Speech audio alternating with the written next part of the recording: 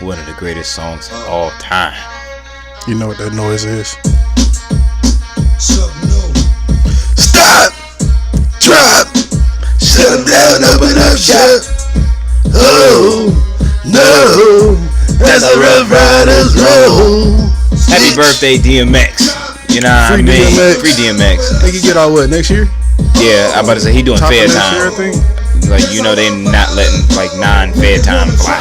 You know what I'm saying?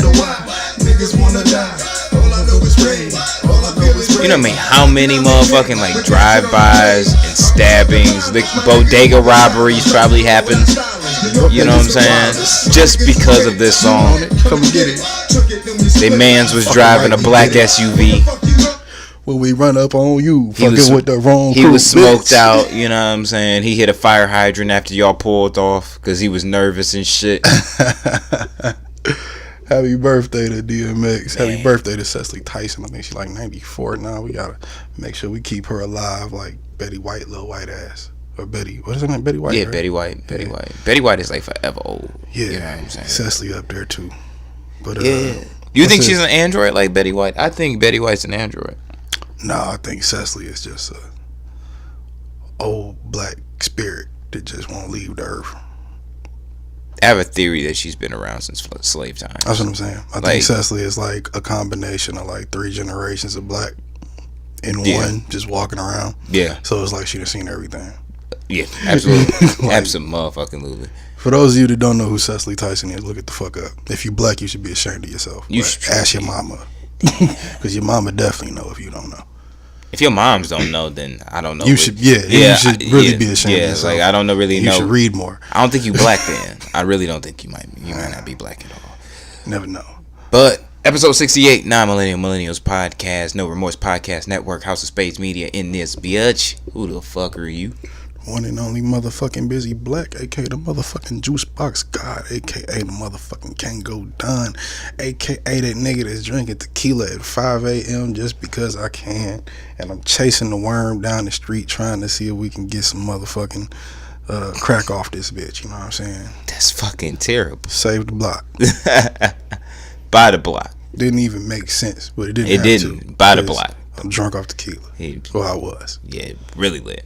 Episode turned out pretty good though. It did. Yeah. Shout out to those of you that's listening to my drunken rants and understand that they make sense, even though I have zero recollection of them later. None. Phone calls later, like, yo, nigga, you leave yet? Yes, nigga, I left 2 hours ago. What the fuck are you talking about? No, fuck, did you leave yet? Did we do the podcast? Like, yes, nigga, I wouldn't have came here if we wasn't doing the podcast.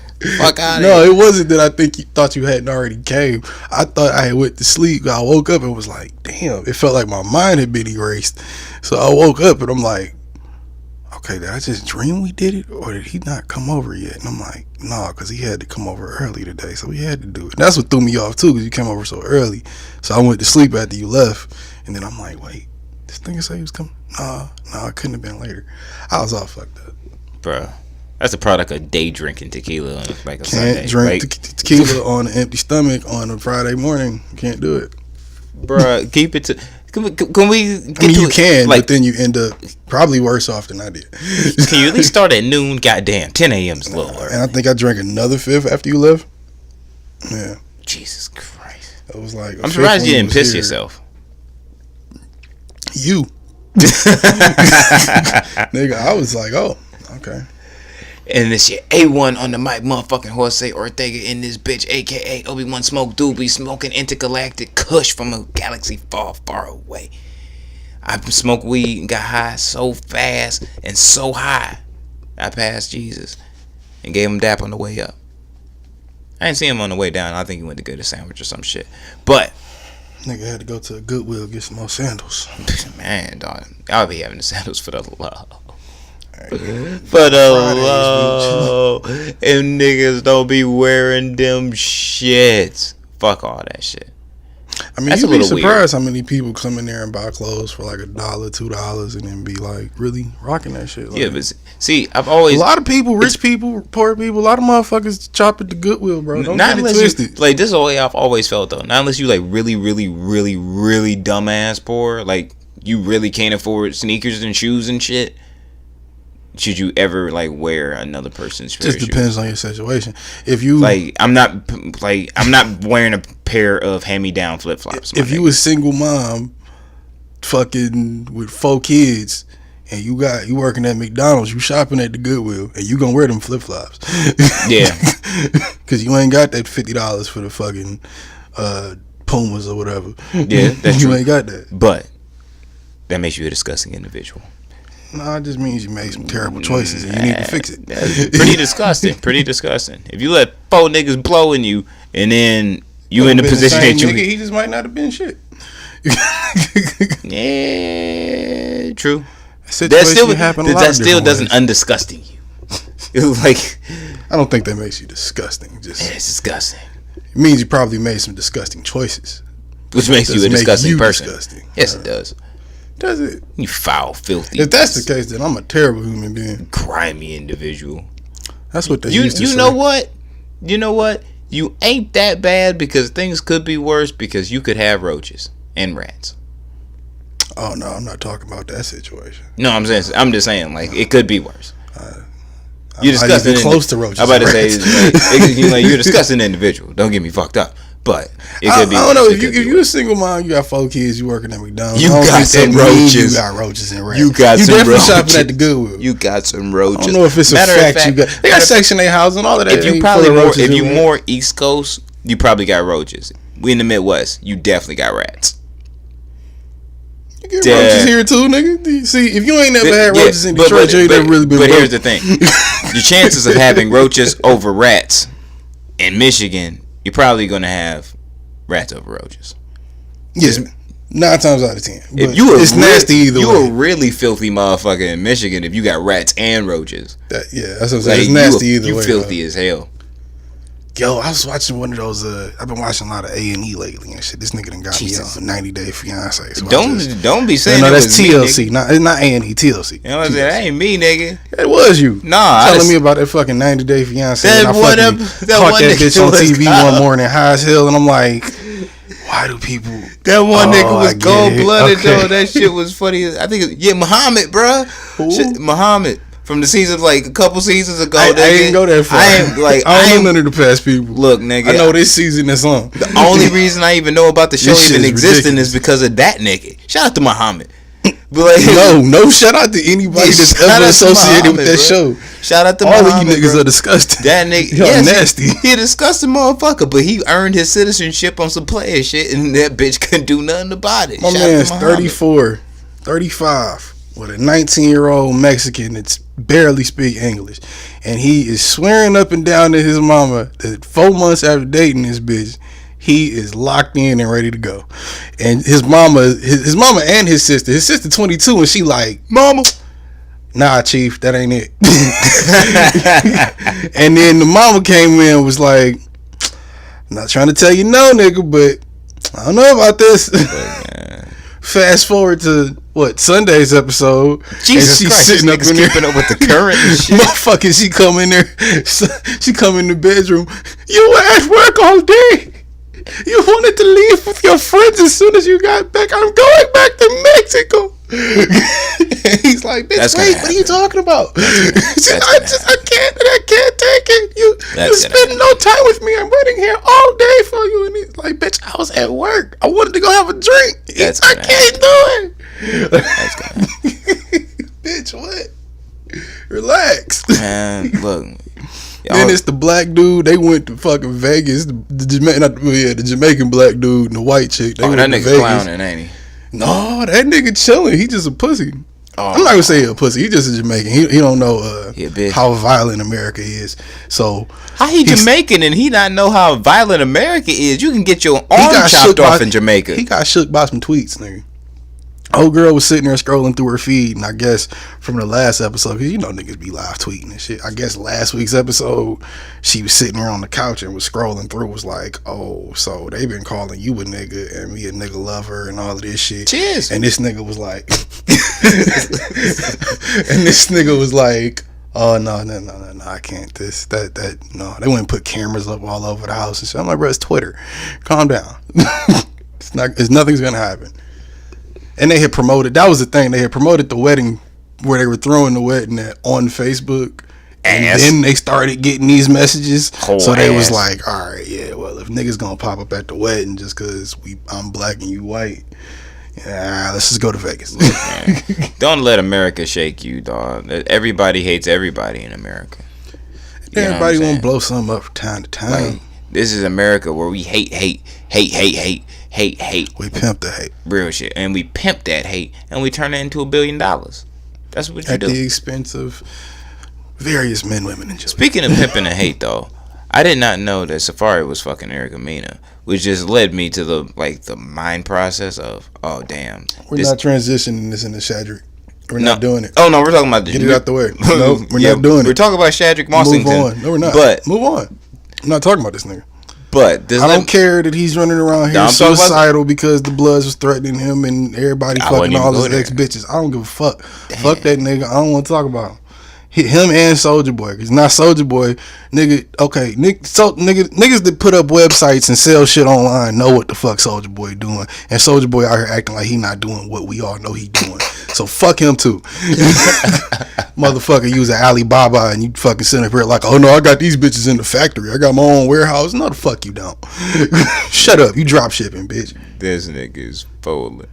But no, I wasn't even going there. I was going to the fact that because we know that Safari's been pimping all this hate this year, 2018, turning all that hate into bags. And then I realized he was boning Erica Mena, and I was like, oh, she gonna take. All I think your Safari bags. is she gonna take titanium enough to not penetrate. His aura, the aura walking that is Safari Samuel. Yeah, but Erica Mena is the walking, you know what I'm saying, and like embodiment of Medusa. Yeah, I was thinking the exact same thing. Yeah, because you can look at her and just be like, damn, I can see how anybody would fuck you, but damn, you'd ruin my life. Like, you just know it's coming. You know it's coming. She's the only Kardashian a non-Kardashian that can Kardashian somebody. I think you just gotta be. I think you gotta be like Safari and just be so into yourself that nothing she does is gonna faze you, or you gotta be like me and just completely not give a fuck. Just do what you want, bitch. I don't care. Hey, you suck my dick and go suck somebody. Safari on whatever. Twitter. And I don't trust you, dumbass. According anyway. to the way of look, he love that bitch, and I was like, oh, don't love her, bitch. Don't love that bitch. Is that why them hoes was fighting in the middle of the street on Love and Hip Hop? You know, I still can't stomach it. I can't do Love and Hip Hop. I tried to watch one episode. It was the first one because I said, Joe Budden was on. The only time I've ever watched. Still can't do it. Love and Hip Hop of my life was the very first season because it had Jim Jones, and the second season of I think New York because it had Joe Budden and Tahiri. So it was only 2 seasons I've ever watched the Love and Hip Hop, and I was younger. Now at 25. Looking at an artist I respect come on this show, disgusting, and mind you, have a decent stomachable, if that's a word, if it's not, it is now, storyline, and then be surrounded by all these other just disgusting stomach turning things. It's hard to watch. I can't do it. I got through like two little sections of the show with Joe and Sin, and I couldn't take it. See, I could never do it. I got like 30 minutes in, couldn't do it. Couldn't do it no more. My whole problem. I got like 6 episodes recorded. I'm not watching the rest of those. It's just not happening. My whole problem with that is like if I knew him, I understand making a bag. Funnier, but no. I understand making a bag. I understand getting a bag. But how he basically created that show too. Yeah, but quiet as it's kept. How stupid do you want to look to Mona get that smart bag? As hell. I don't want to look stupid to get that bag. I don't think he really doing it for the bag. I think he's doing it for Chrissy, or not Chris, for Sin, like Joe was doing for Chrissy. I mean, like, yeah, I think it's Sin, not really. Yeah, I think they just Sin, participating so that girl Sin can get on. Yeah, I think Sin trying to get that bag, but it's like if my bitch was like, yeah, we're gonna go on Love and Hip Hop so I can make this, you know what I'm saying, like 150,000 real quick. I don't know. Hip Hop giving nobody 150,000. Like, see, definitely don't think that's happening. I don't think that's happening neither. But Mona pocketing everything. I'm just saying, if 150,000 was even up on the table, I'd be like, yeah, I don't know about that. Like, gotta ask them Chappelle Show questions. What they want for it? That sounds great, but what you want for it? Nah, fuck that shit. You Like, want I'm full not creative control. Can't do it. like, bruh. Like, that's some shit where that's just documented forever. So you are on camera looking a goddamn fool on camera forever.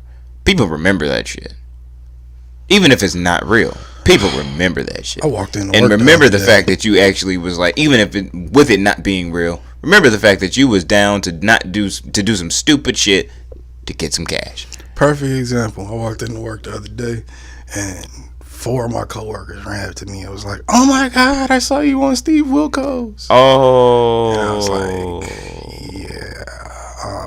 yeah, that happened. Yeah, so yeah, and they was like, I was talking to me like I was famous or some shit. I'm like, bitch, I didn't direct the show.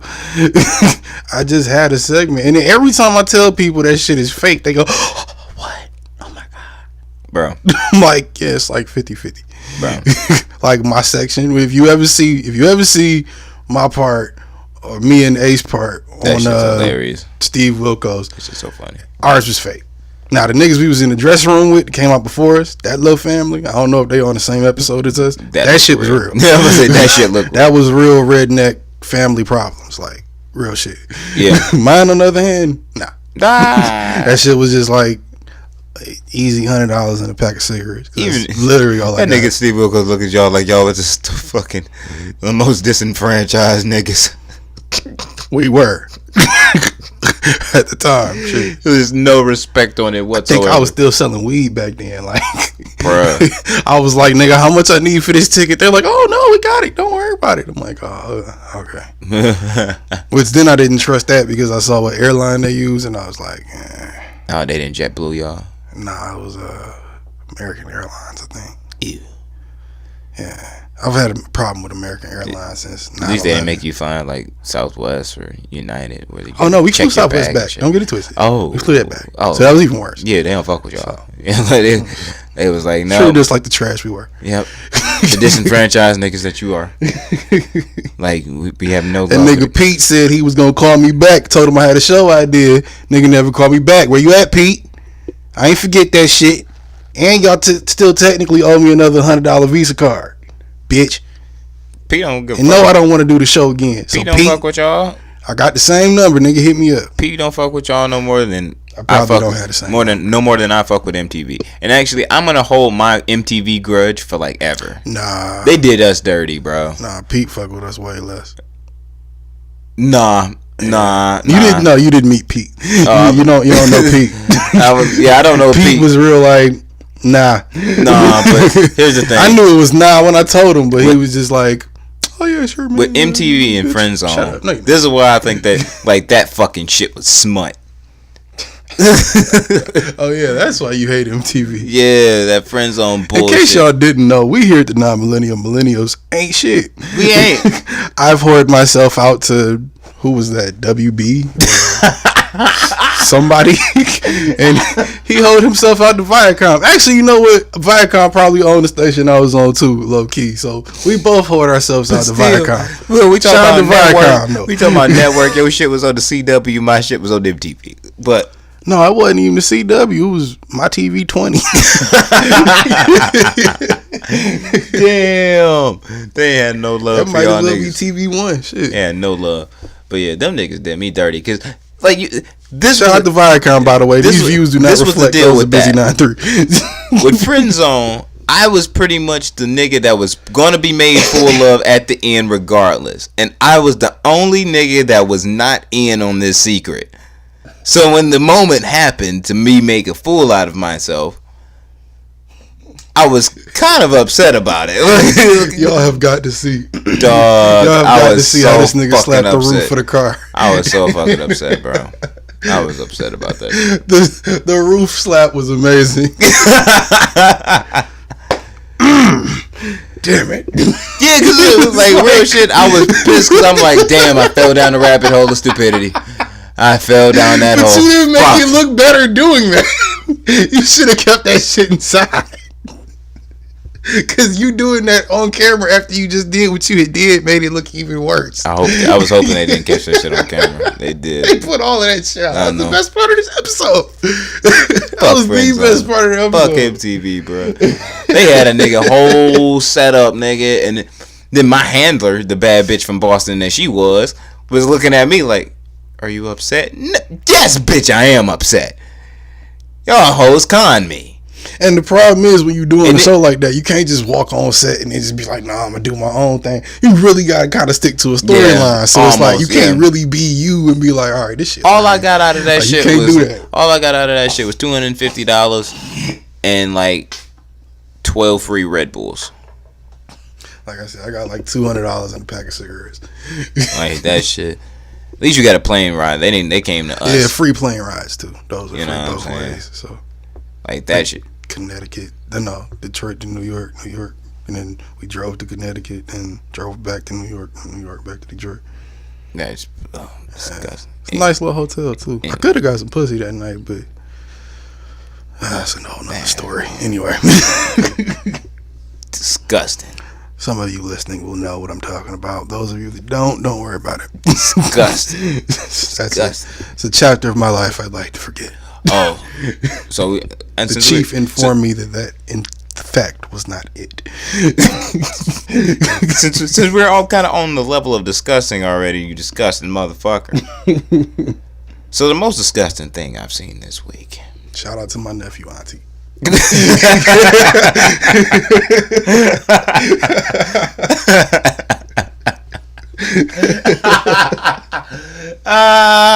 Disgusting. Oh, she got all the kids. Anyway. So the most disgusting thing that I seen this week, but actually was you know what? When you wake up to one of those like those events in life that happen, like while you were sleeping, you just like taking a shit, and it's the first thing that you're like consuming first thing in the morning. That happens, and it'd be some bullshit too. And you don't be wanting to put no bullshit on your spirit in that moment. Yeah. But it always attacks you. I don't want no type of like negativity while I'm on the shitter. You know what I'm saying? First thing in the morning. I'm trying to release negative energy. Real shit. I'm trying to release. Putting it back in me. Like it doesn't. Releasing toxins and shit. And you bitches. Fucking up with my whole mental. But the other day. Well, I guess the other night. Because we discussed last week about Offset trying to. You know, the video. Oh, yeah, I got something to say about this shit. The video. No, let me set it up. Yeah, please do. Yep. Because we gonna talk about this. Y'all finally got me to. Y'all win. Y'all finally got me to talk about it. Yep. We win. But that video. Y'all. Yeah, that video, he was asking for Cardi back for his birthday wish and shit. Now, when you. This is what most motherfuckers should do when they don't get a response at all. Like, not even I acknowledge the fact that you did that shit from the bitch, from your baby mama, the woman that left you. Yeah, he did. She put up like 3 videos on Instagram talking about that nigga. No, I'm not. I'm still on the video, the bathroom video. And the bathroom video. Yeah. Remember he posted the. That one. Yeah. I'm thinking you talking about the roses. Oh, no. Rolling Loud shit. I was about to say that's coming next, but what I'm saying is like, you would think. If you didn't get like all right, nigga, I see what you're trying to do. Did you just kind of like wait it back? You know what I'm saying? Calm down. I believe in all instances that these problems get corrected in private. They don't get corrected publicly by no means. None of us should be talking about this. None. But at all. Since all y'all want to talk about it, it's happening. Talk about it in front of us. Offset went on the fucking. Now she's the first female headliner for Rolling Loud. Period. Okay, so that was the reason it was a show. It's a thing. Okay, now time out. Before we go any further with that logic, do we believe that this is part marketing? Offset got an album coming out. Cardi working on the album, doing her damn thing still. Do we believe that any of this has anything to do with marketing? Do we believe this is... we, meaning me and you, while we're talking about this, I believe so we can have an understanding. You think it's 50-50? 50-50. That's what I said. Now, since we've established that, I do believe it's some of the shit out here is true with it. You know what I'm saying? Taking it at face value for what we getting and what we know. Yeah. Or what we think we know from what we getting. But it's great marketing. Great. But y'all cannot then turn around and say you ruined the moment that was set up to be ruined. Because if this is part marketing, I believe Offset really cheated on her or whatever. Yeah, I don't think that was though. I don't think that was part of the marketing thing. Why you say that? Because if that's the case, if that's the case, then this is realer than the marketing part. I wouldn't think this is marketing at all if that's the case. Because if this is a real issue and Offset really love this chick that, and he really want her back, this ain't got shit to do with selling no records. It can't. It just automatically will because they're both big necks. Yeah, but this is my thing. I thought it was more or less marketing too. More or less than 50-50. Last week it was like 95-5 on the marketing side winning. Now see, last week I thought it was all real. But now, because I thought about it, I had to think about it, like the fact that his album didn't come out yet and shit, and Cardi's getting geared up for the next project that she's about to drop and she's shit. She's still pushing money. You know what I'm saying? So like that shit's all in the works. So I'm like, all right, 95% of it is more than likely is marketing. But pushing money and the Maroon 5 records too. Every man who's gone through a relationship with a woman and you try to get that bitch back, whether you had any business trying to or no, when that bitch told you no, the face that she had when you tried to impress her, it's priceless. It's real. You can't fake that shit. True. And the face that she had when that nigga came out on stage at Rolling Loud, bad timing, was pure fucking disdain, not hatred. Not overall disgust. Right now, here. Yeah, like, bruh. Like, for real. I understand what you doing, but nigga, for real. I've only seen the thumbnail. I have not watched the video. I don't know what she looked like when she did it. I just saw what she said about it afterwards and how she was talking about. I'm not going to let y'all niggas bash my friends and my baby, my husband. As she shouldn't. True. So, it was with that really bad place, wrong time. With that being said, I get that. But if it's about the marketing, which I guess if we're taking that out, then it's all their real marital issues, and he just happened to do that because he wasn't thinking about the fact that she's the first woman Rolling Loud headliner. He just was trying to make a sweet gesture for his chick. That's selfish. I get that. I get all sides of your argument, but we can't act like I'm not gonna say he didn't bring it on himself, but he brought it on himself in the sense that Cardi should have seen this coming. The nigga spent $15,000 on roses and wheeled them out there to it, right? Wasn't they on like a cart or some shit? And a cake. Whatever. Big ass cake and a big ass sign that says, what was it? Take me back. Yeah, take selfish, me back. Selfish, yes. Very. Because you kind of like he fucked up her moment. Like that was a moment like real shit. If it was my baby mother up there and shit, and I really really wanted her back, this is a moment where I'm waiting. Wait till she get off. Yeah, I'm waiting. Wait till the end of the show. I'm waiting till she get off stage and it's like, yo, I watched you the entire time. I don't know if there's a time we can talk, but that would have been probably the better move. Yeah, let's talk. Because like I said, like going to what I said before, these type of problems get handled or solved within private. And I'm like really private, meaning like it's just y'all two face to face, maybe a bottle and some, you know what I'm saying, and some smoke, and y'all really can fucking hash this shit out. But if chick ain't willing to have that conversation to just sit down and hash that shit out to a certain degree with you on that, at least to positively make you think that there's a shot. Niggas are impatient. Wait that shit out. But niggas are impatient. Every dude, I was just trying to explain to somebody yesterday because that's what really set me off and made me think about this shit yesterday. Every dude ain't raised with patience. Every dude don't know patience like that. Me being one of them, I had to learn it. I used to do shit like pull up the bitch's house, pull up the bitch's job shit when they not answering the phone. It's like, yo, are we gonna talk this out or not? Like, and it's not me being selfish necessarily, at least in my mind. I'm trying to work it out with my quote unquote significant other at that moment. You might not be into working it out at that moment, but you need to make that more, you need to explain that clearer to me than just silence, just getting quiet. That doesn't tell me anything. And yes, no reaction is a reaction. Yeah. But that doesn't tell me what. That just means You don't want to talk. I don't know what that means for how long. Shit, I've had people just stop talking to me, disappear, I never see them again. So I don't know. Maybe that says something about me. My point is, all dudes. I understand what you're saying. Let me finish though. All dudes don't have that mentality. So yeah, when I hear other people, excuse me, when I hear other people, shut up. When I hear other people talking about what he did was blatant harassment. All right, that's just a little bit overboard. Like, that's just blatant harassment. I heard somebody close to it say it. She'll go unnamed. But all of Twitter was also saying that, and how niggas just think we can just do whatever we want to do just because it's our wife. And whoa, what are you talking about? That nigga is just trying to get his wife. That nigga is just trying to get his wife back. He just going about it the wrong way. So that's why I say, okay. Wait, hold up. Even Offset was like, yo, chill. The wrong way is just simply execution. Like, true. That's it. Like, the other than that part, none of this has anything to do with us. Right. Let's get that shit out the way. So for y'all to be caping for Cardi like this, I don't even think she wants you niggas in this business like that.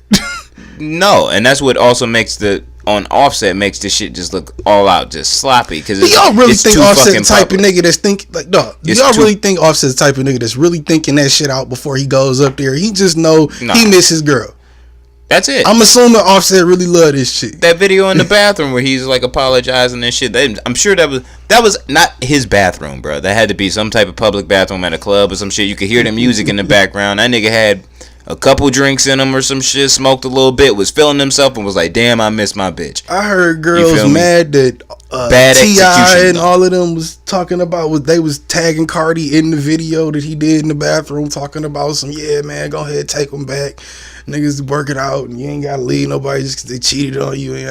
Okay.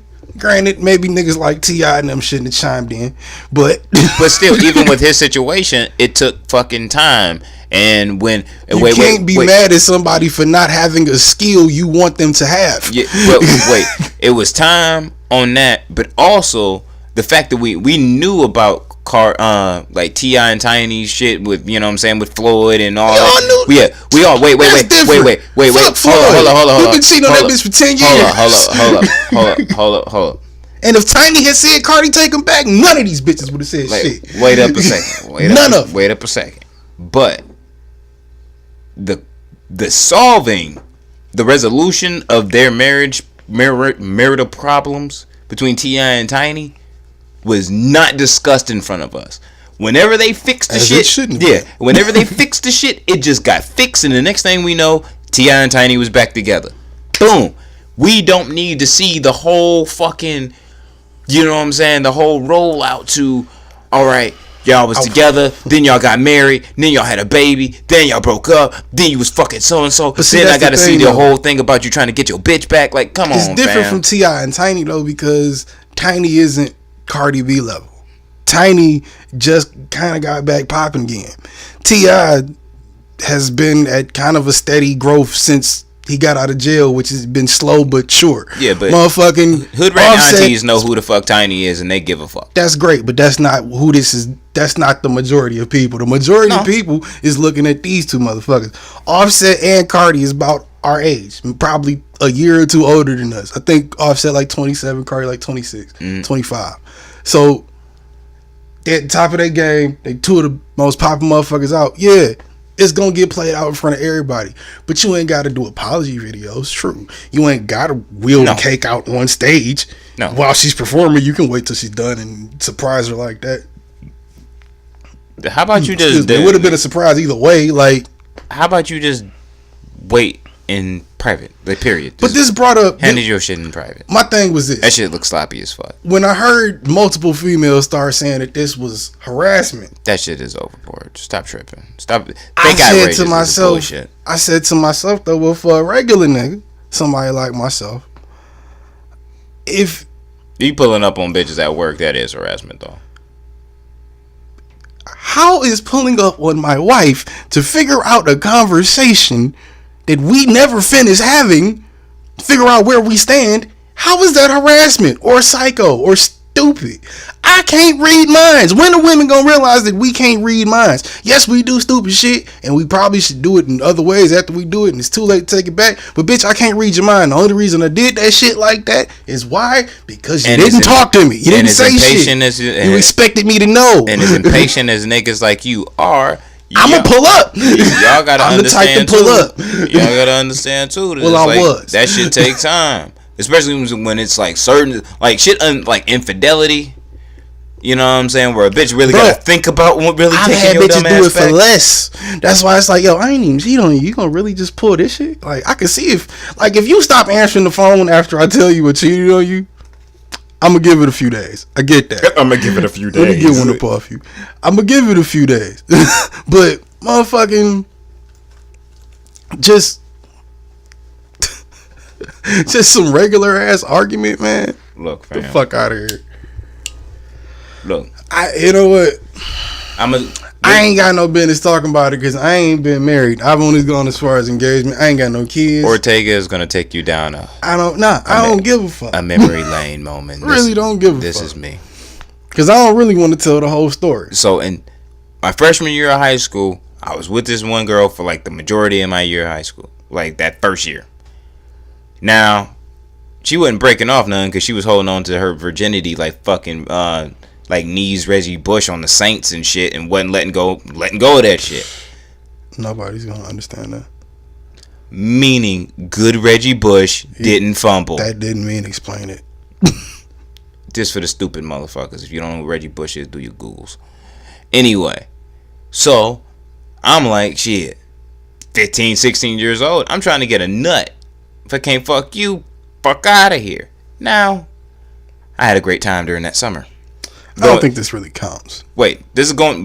No, I'm talking about teenage shit. Yeah, but this all has a point. This all has a point. This is like the underlying point I've been making.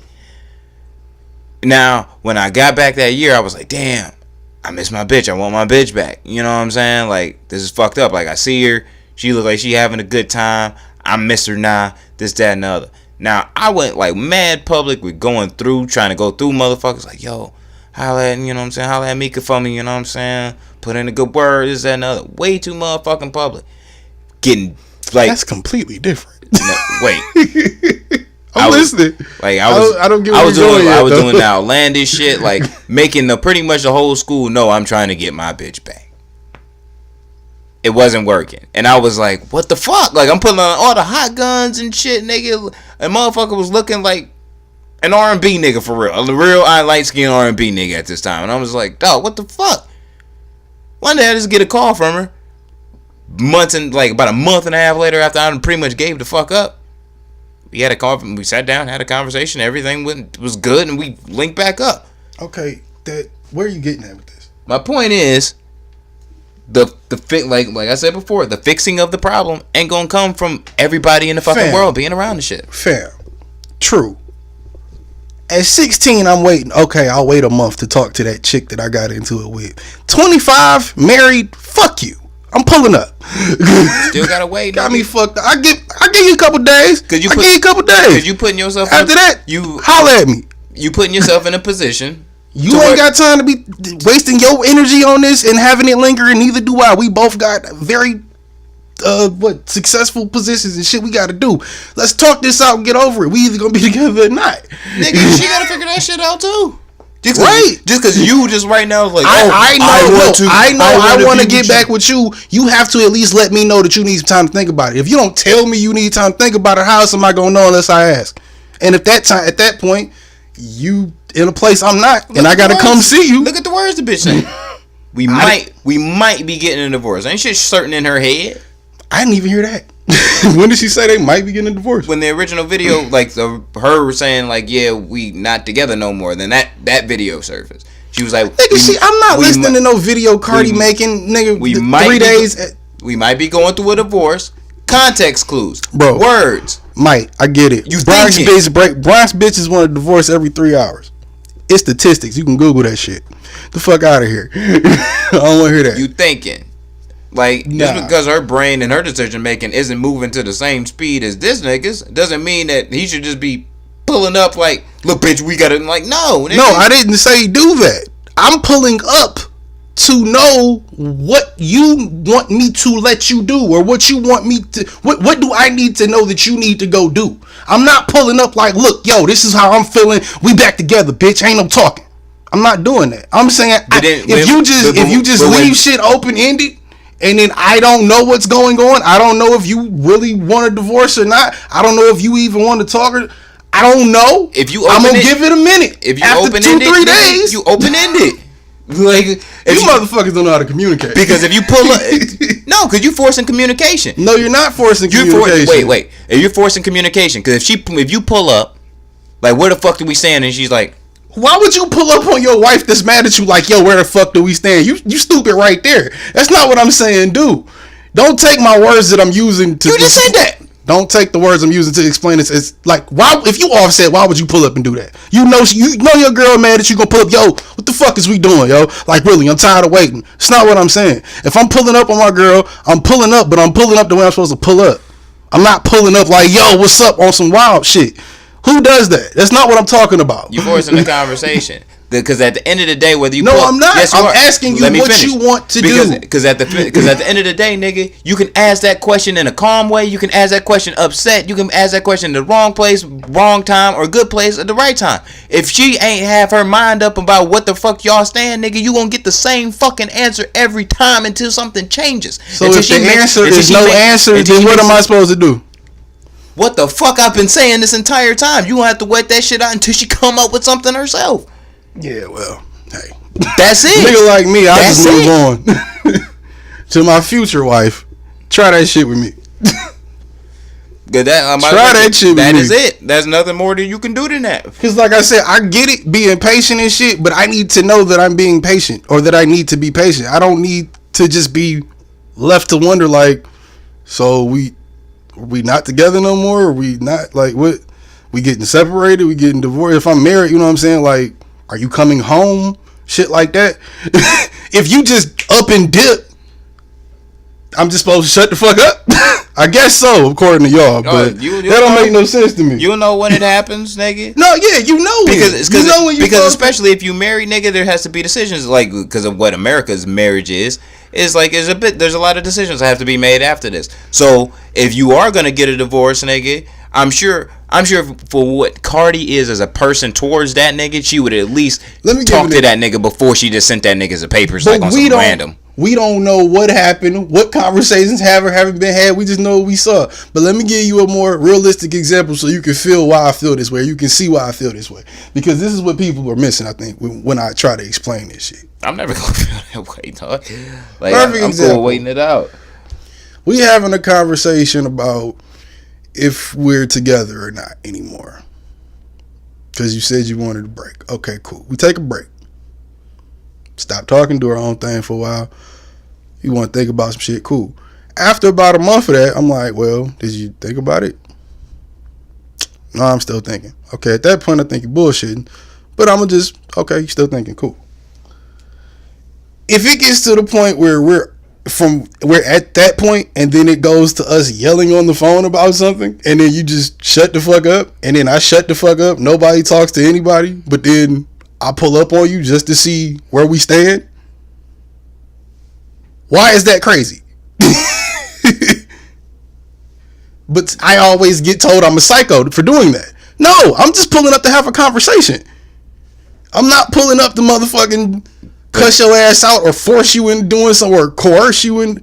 Yeah, but I don't know what type of psychologist motherfuckers think I am. But that's what goes into where I've been saying, like, that's forcing the conversation. Because if you fishing for that answer, I get how it's creepy to pull up on somebody unannounced too. I understand what y'all saying, but the conversation that needs to be had at some point. If you just let it linger, nigga like me, I'll just forget about you. Unless I'm married. So if you married, it's a whole nother level of difficulty in there. But if it's just a regular adult ass relationship and y'all doing shit like that, fuck it. I'm just not talking to you no more. I mean, shit. Like that's that's whoever's approach it is. Like, my thing is that when it comes down to like a marriage. But why is that crazy? Is that crazy? You didn't answer. I just explained it. Is that crazy? I don't think it's crazy. I think it's still. That's all Offset was trying to do. That's what I'm saying. Yeah, I don't think it's crazy. I think it's bad timing still, but that's what he was trying to do. And it's trying to force the conversation because it's like I understand you wanting to force it. That's like saying it's harassment. It's not forcing anything. How am I forcing something by showing up? Because you showing up with the agenda to have that conversation. No, I'm showing up to figure out where we're at. Exactly. We don't have to have that conversation in that. No, that conversation, nigga. That's figuring out where we at. If we haven't talked after we was just talking about some other shit, and we haven't talked in a while, and I'm just showing up, it's not to have that conversation. What's up? Like, look, nigga. Where you been at? Y'all gonna have what's good? Like I said, if we live together, fam, and you don't come home for a week, I'm back on my bullshit. Like, come on, you gotta tell me you going to your mama house or something. You can't just make me. You can't just hope I'm gonna assume that. I don't know. Bitches, I gotta stop saying bitches like that. Women think dudes just know things when they just have those emotional reactions. I don't know, and yeah, I fucked up. It's a whole other thing that we can address when we had a conversation. But if you keep doing this to the conversation, shit, by the time you're ready to have it, I'll probably be over it. That whole time off, nigga, is a PR run, bro. That's what it is. It's a whole PR run. But, I don't think that's, well, yeah, I guess it should be that. It should be treated as that. I mean, it depends on how you work it, bro. Because if you just say it, and you kind of, like, in your thought, like, thinking about your shit, you not saying nothing, like, in anything either, but you ain't, like, got a slew of bitches around and whatnot. When y'all do have that conversation, it's more open-ended. You know what I mean? Like, it's less open-ended. It's harder when you famous, though, because you constantly got people saying, oh, I seen him doing that. Oh, I seen him doing that. Even in his breakup, I'm sure she done seen some shit from, oh, you know, he was hugged up with this one bitch in the corner at his birthday party the day after y'all did this. Like, come on, man. Yeah. That shit is constantly coming in your face. That's why it's so funny to see Offset tweet shit like, y'all win, man. No, y'all got it. Y'all finally broke up my relationship. Every dude that's been in a relationship like the one he's with, or in one with a chick like her, knows how hilarious saying y'all win is. Because chicks like that are, I hate to say it, but chicks like Cardi get easily influenced by opinions around them. Yeah, I think it's not that that's a bad thing. Yeah. It's not a bad thing. I think but you know what I'm saying. I've seen it happen to women that are famous. Yeah, it's like I don't like. It's a thing that happens. I don't like about it that people do respond, like, comment on it as far as like within their marriage. Like, I don't like that shit, like, at all. Like, I don't. This is the way I really feel. Whether you like a person or not like somebody, what they do within, you know what I'm saying, like, within their marital is on them, bro. It ain't nobody's motherfucking business. Yeah, no. See, really, my real opinion. That's real. Like that, my real opinion. I finally got into thinking about it yesterday. That's why I felt the way I felt and started thinking about like, well, I felt the same way about Kwame. About who? Kwame. How's that the same? Because everybody made, like, when it came out that he was fucking Beatty and shit, everybody was bashing this nigga, like, about being a bad marriage simply for the fact that he was, like, this is before, like, the stealing money shit came up. Just because he, you know what I'm saying? Well, he had an affair on his wife, and that's an even bigger level because now you're dealing with government. But the thing looks even worse. But the thing was at the time, and this was like we were in high school at this time. Like, the thing was that when everybody was making that a big deal before the stealing and shit, I was like, why the fuck do y'all niggas care about who the fuck he fucking? If this nigga doing a good job as mayor, which he wasn't, but it looked that way. If he doing a good job as mayor, nigga, why the fuck should I care who he fucking? Who he fuck don't make me come, so why do I matter? Why do it care? Why do I matter? You know, it matters. I think morally speaking, it's supposed to matter because it shows the type of person you are. Yeah, you might do your job really well, and that might be the only thing we want you there to do, but that speaks to your character if you made a commitment to one bitch and then you turn around and you caught it with another bitch. That's any man.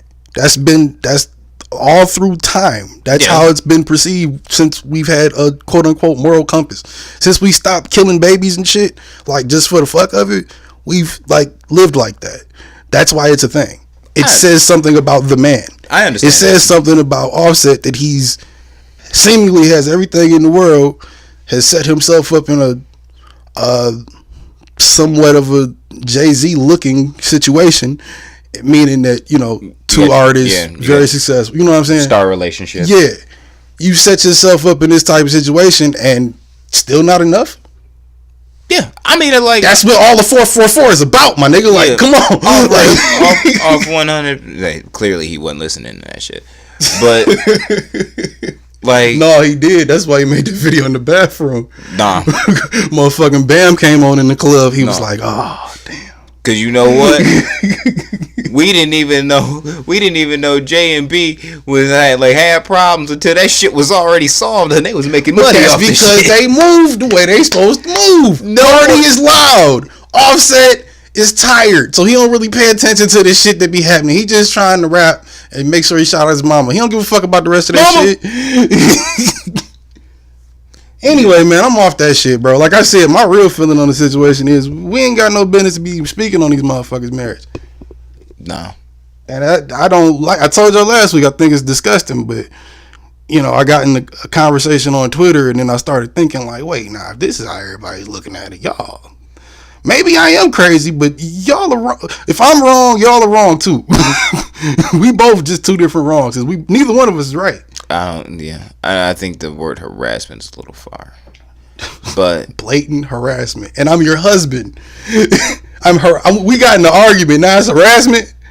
I pulled up on you, and now it's you don't know me no more. Now I want to kill you. That goes into another conversation. That goes into another conversation, because there's plenty of things that I debate that. Just because you're married, you like they say like, oh, that doesn't mean anything to this degree, and I'm like, well, yes, it does. But I'm glad you said that, because you know why I think everybody feels so comfortable with this shit now, because that little doll bitch he was trying to fuck said that shit she said about, I didn't know the marriage was that serious. I think that got into everybody's head. We went from joking about that and thinking about that one, like, how you not know a marriage serious, bitch? And then Offset do that shit, and this shit look like half a fucking market employee. Everybody fucked up and feel comfortable enough to talk about it again. That's crazy. Yeah. I didn't, like, my thing is, like, stop bashing motherfuckers on the internet. Let them work out their shit. If a nigga made a fool and, like, look like a goddamn fool. Oh, no, it's the internet. You can't get around that. Yeah, but, like, I always just feel like if a nigga made a, like, this is how I feel about the shit, just in general. That nigga made an ass out of himself. I pointed at that nigga, I laughed hysterically, and was like, you're an ass. And kind of walked about the rest of my day. Like, back to the same shit, the rest of everything else ain't none of our fucking business, bro. No one should give that much of a fuck. And if you do give that much of a fuck, you need to find a fucking life for yourself, because that shit's sick. I thought about that, too. You know how we always talk about how many people shouldn't give a fuck about all the stupid shit they give a fuck about? You gotta think, a lot of these people have their livelihood tied up in the promotion of the bullshit. So they're not gonna not give a fuck. Yeah. So you can't escape it. Yeah, but I like it's a vicious. But I feel the same way about like paparazzi and certain, you know, in a way, just like I don't think you're trying paparazzi are as disgusting as blogs. But honestly, still the same thing. You're trying to profit off of the, you know what I'm saying, off of my existence. You know what I'm saying? And it's like whatever is going on within my existence. And it's like, yo, 99% of what's going on in my life outside of the craft that I'm putting out is none of your motherfucking business. If something happens with, like, if me and my baby mama aren't together what job no more, isn't profiting off your existence? Profiting off of work and profiting off of existence is different. Like, you can't work without existing. Unless you're doing spiritual work. What I'm saying is, that's a conversation with God, though. If you all up my trying to fill out that application. If you're all up my ass because like I got a movie coming out or an album of this, that, and the other, and you just want to take a picture and you know what I'm saying because that's the hot time. All right, cool. I understand that shit. But if I'm at fucking Applebee's chilling with my fam and shit. You saying the same shit I'm saying. What the fuck is going on? If you get called, you can get called in for work. Like you can have paparazzi run up on you at Applebee's. You can get called in for work out at, to go back to the job out with the family at Applebee's. Nigga, same shit. You gotta exist. Yeah, but what I'm saying is like for normal motherfuckers, it's like you doing a job at work. You know what I'm saying? The rappers doing a job. Yeah, but when you rapping, the famous shit just happens to be a part of the job. That's what I'm saying. That's like part of the job. The rapping shit is fine. Like that's the craft. You know what I'm saying? But no, that's the job. Yes, everything. Once you say you're a rapper and you get popular, and it's the craft. Everything you do is part of the job because your look is the rapper. Yeah. If you're not rapping, then everything else you're doing is the rapper doing something else. But what I'm saying is, like, that's still trash. Like, the fact that how I organize my outfit should not be something that's worth blogging about. Whereas, like, oh, this nigga wore the Balenciaga sneakers with the Levi jeans and the polo hoodie. Like, what the fire fuck? Or nah? Like, what the fuck? Like, why do you care? Right. Like, why is the fact that I decided to walk out the house like this today so much of a fucking issue for you? Or you do like it or not? Like, get the fuck out of my face. That's what I mean by, like, you profiting off of the fact that I'm just existing. Like, no, bro. You have something worth talking about, therefore, you're making bread off of it? Like, on a consistent, like, this isn't just... It's not even shit worth talking about. It's not even just, like, topic real quick like we do and just move on. It's like, oh, it is that, though. So in the day of busy it's black... It's literally the trending topics. Like, shit is... Whatever's talking, whatever just broke, whoever... that's why the most, quote-unquote, prominent blogs, like TMZ and shit, because they get the story first. If you get the story first, you hot. That shit is... Even if it's about... It could be something bad about somebody. Motherfuckers even write shit on their website.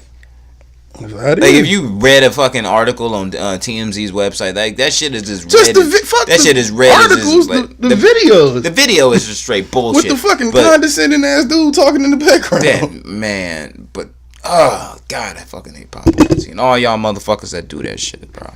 Like, for real. Like, that shit is like a real pet peeve to me. As long as you niggas ain't chasing me down to the point I'm running in the signs like Kanye and shit, I'm cool. Damn, that nigga just running away from everything, bro. Yeah, didn't he do something else? What else happened with him? Did we even talk down? That didn't happen yet, right? We talked about the tweets and his beef with Drake. Didn't he do something else though? He ran away from some paparazzi, but I think that happened like before the tweets last week. I think it happened like Thursday or some shit, but I really could give a fuck. Yeah, I'm not trying to really keep up with Kanye like that. I'm not trying to, like, nah, to me, no. You see how your man's Lil Uzi Vert left that nigga Nardwar just hanging? Oh yeah, that nigga said, that nigga looked straight at that motherfucker, was like, what Kanye do? And ran straight out that bitch, bro. He ran straight out the whole building. Kanye did like a good little 20-yard strut. This nigga ran out that bitch straight sprint out the whole building. But that's how that nigga was jogging. But that's how the fuck you get the fuck out of situations, bro. I wonder how fast Kodak ran after Hot 96. Like, that's just like the thing is like going into 2019, motherfuckers just running away from interviews. Kodak really got a dope album, though. He do. Shout out to Kodak. That nigga, y'all here doing this thing. Yeah, shout out to Kodak. But your man's Pete though. What about him? Man, look. I'm not like that nigga. That's what happens sometimes. Is he doing alright? I don't follow that nigga. They said he was accounted for. Well, he did. Ariana popped up to SNL trying to get in there and talk to him. He told security to turn her away. So I guess he's straight. He don't want to talk to Ariana. That's obvious. Well, he deleted his Instagram and his Twitter. That nigga's heartbroken. That's clear. That nigga going through some shit. Yeah, he's heartbroken. 100%. Deeper than her. Yeah, more than likely. I mean, like, you're not just saying like I don't want to be here on this earth no more because of just pussy. If you are, that's kind of sad. Some people. Yeah, I'm gonna say, like, if you are, that's kind of sad, seen it bro. before. Like, you might need to like really talk to like a shrink, like, or a doctor, like, for real. But I don't know. Shit. I just hope the nigga don't kill himself. I don't want that. When I read the tweets and shit, when I seen like the screenshots niggas still had before he deleted this shit, I was just like, he sound like he's going through it. Yeah. So I don't know if y'all niggas know Pete. Just try not to leave him alone with himself too long. For the next few days. Look out for him. You know what I'm saying? See if you can get him in a better headspace. But because SNL ain't coming on for the next couple weeks, so he ain't gonna be doing shit but just chilling anyway. Yeah, like, so I don't want to hear that nigga didn't make it back to the next season. Yeah, MGK chilling with him and shit. I don't fuck with MGK, but you know what I'm saying. Good. Watch out after him. Like, I still can't see why he would turn down Ariana other than like a fuck you, but. Oh, you know that nigga's hurt. I mean, like, she, like, after that whole breakup, she, like, but she showed up to talk, man. Yeah, but like, see, like, perfect example. But she's ready to have the conversation now. Pete don't want to talk to her. Fuck you. No, perfect example. And maybe we just I don't think crazy. Yeah, I don't think that shit was like anything about a relationship shit. It was just kind of like, nigga, you put out there that you was on Instagram saying that you wanted to kill yourself, and then like everybody who know you want to check in and make sure that you all good. Even to that, like motherfucking, I'm sure there was a conversation to be had. And this bitch made a music video. She did. She definitely made a music video. But here, having a conversation. But this is also the shits of it though. You know damn fucking well if he would have murdered himself, if he would have hung himself, OD'd on pills or what the fuck ever, the first thing 2 in 1 year. Yep, would have came up would have been Ariana Grande's vagina, his slaughtered a comedian and a rapper all within the same year. She would have got all the 6 blitz months of for that each other, shit. actually. Yep, I would have got all the like blitz, bruh. Like it would have been all fucked up. And it, like, that's another reason I really don't want him to pop up to it like that. Like damn, like that's a selfish reason. Yeah, like I just, you know what I'm saying? Because then you got to start looking at Ariana, because then her mental gonna be fucked up. Like yo, what the fuck is wrong with me? You know what I'm saying? And even if she's not ready to have that conversation for real yet, if they haven't had it, that I'm saying that weighing on her conscience, yeah, but that weighing on her conscience would have fucking probably just drove her insane too. I'm sure. You know what I'm saying? So just the peace of mind of like, I at least got to see if he's willing to see. I don't know, but why would you turn her away again if y'all cool after this relationship? Probably because there was still a conversation to be had that she was bullshitting about having. That's just my speculation for the advancement of my argument, but you can't prove them wrong, so fuck y'all. Yeah.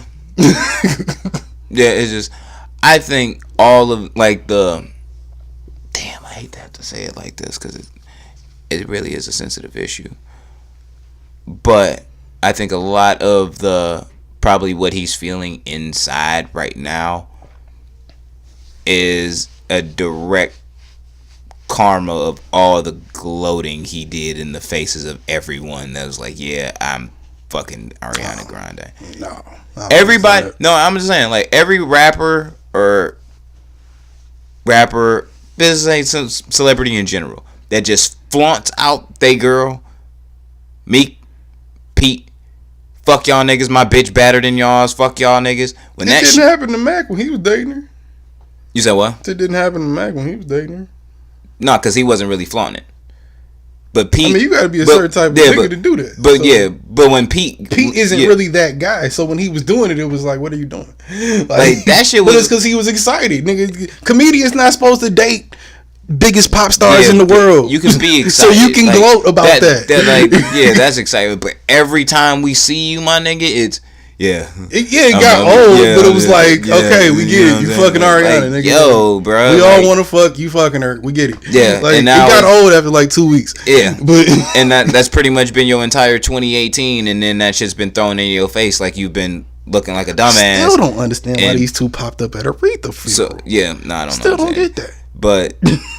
I mean, I know she had to sing, but why did he come? He didn't have to be there. Because even if you're not bothered about... them two, like her breaking up with you was like, all right, fuck it, like I need to get over my shit, whatever, and you just kind of cool on it. Everybody's in your face now, like, dumbass, now you look stupid. You know what I'm saying? People, oh yeah, them SNL niggas work every damn day, like 12, 13-hour days trying to get that show right just for Saturday. Yeah, but social media is a motherfucker. I don't think you got none of them are on social media like that. Look at their pages. They literally only promote the show in a few tweets during the week. None of them really do. You don't have no time working for Saturday Night Live to really do anything but Saturday Night Live. Yeah, but you don't have to fucking be on. You really don't have to tweet. You don't have to post on Instagram. But there's definitely, like, if your name is trending, nigga, because of some shit you said, like, on SNL, and all these motherfuckers are talking about you gotta pay attention shit. too, because now you're gonna add it into the show, so it still work. Or like. You think motherfuckers? Let me put it like this. You think motherfuckers, like, after the whole Ariana Grande shit broke down, wasn't like just tweeting about just SNL, just adding this, like, this nigga not as funny now that he ain't got Ariana Grande, like, fucking with this nigga. Well, that's what the internet does to people. Yeah, but not many people thought Pete was that funny, like, where he was like, I don't think he's funny at all. Like, not a lot of people even get his type of comedy. To me, he's funny, but it's like he has his, weird little white moments. Where I don't think he's funny at all. He's just like that. But life is life, and I don't think that. He another one. Yeah. He our age. Like I said, bro, you wouldn't be glowed. Nigga, I ain't even got her yet, and I glowed about having her. Why wouldn't he? Duh. I think I just moved different than most niggas. Nick Cannon did it when he got Mariah. You don't know. You ain't never dated no fucking porn star or no pop star. You ain't never dated one of the biggest people, most successful people in the world in their genre or in their field. Never done it, so you don't know that. But the type of person I am, just in general, I might be geeked, but I want to say the same thing. I'd be geeked around y'all niggas, but like, I'm probably not gonna start rapping about the fact that me and Ariana is married. I might, but I'm not where it's gonna be like annoying. Because you know what, fucking what's the name said it the best way. Snow the product, and I completely agree with her. She was like, I never date anybody famous for the simple fact that, like, I have to share myself with the world because of what I do. I wouldn't want to have to share my significant other with the world too. And that, like, that's where I'm at with it. Like, I would never even dive into that shit. Once you're famous, I think that depends on where you're at in your fame. If you just got famous like her, like she ain't been mainstream that long. She's barely mainstream now, but way more people know her than they did 5-6 years ago. Yeah, it's been about a 4 or 5 year run. Yeah, where she's like, most people know her or have heard of her. You can do that, or you can worry about that when you're at that point. When you've been in it for 30 years, you can't just date the nigga at Walmart. When you've been famous for 30 years, you still saying you can't just do that. Now you gotta pull some. Once you choose that, bro, if you ain't got somebody, it's my firm belief.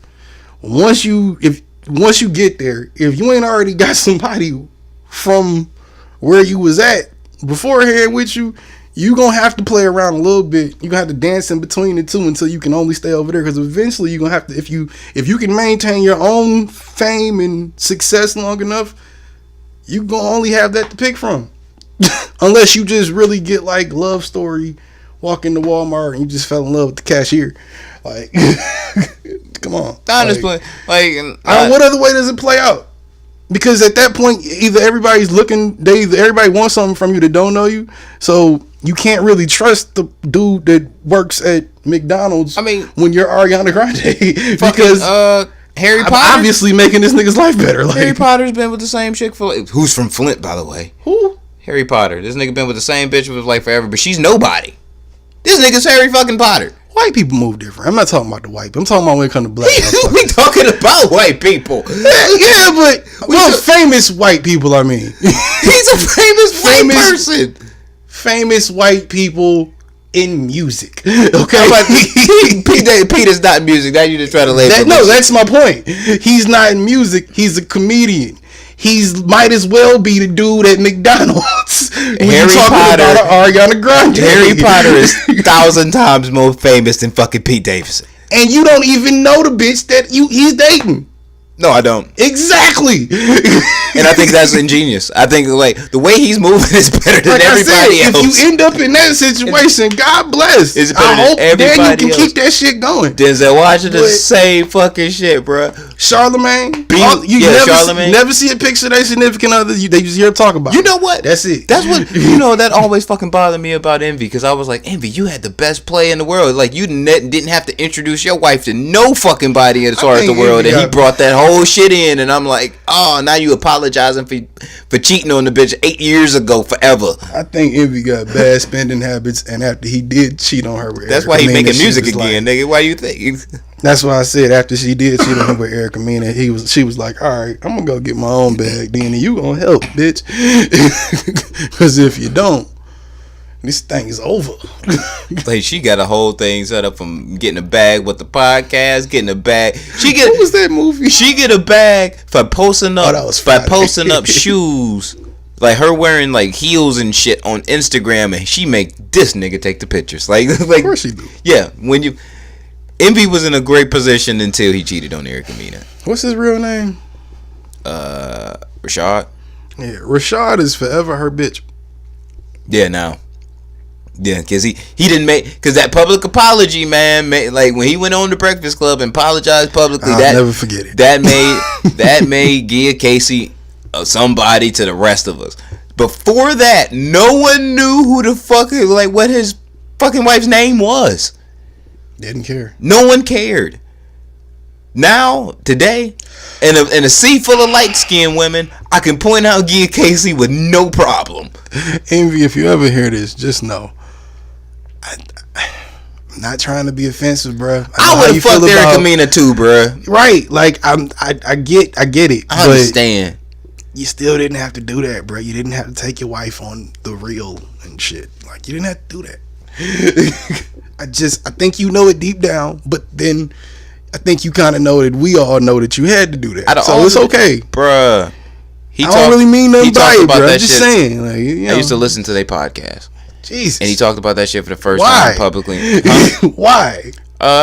Like me and my girl listened to it and shit. It was helpful at a certain point. Nigga, I kind of want my marriage to last, nigga. I'm gonna be out here looking like motherfucking Cardi and Offset and shit. So you want your marriage to last, so you listen to DJ Envy and his wife. Hey, look, fam. If you can cheat on your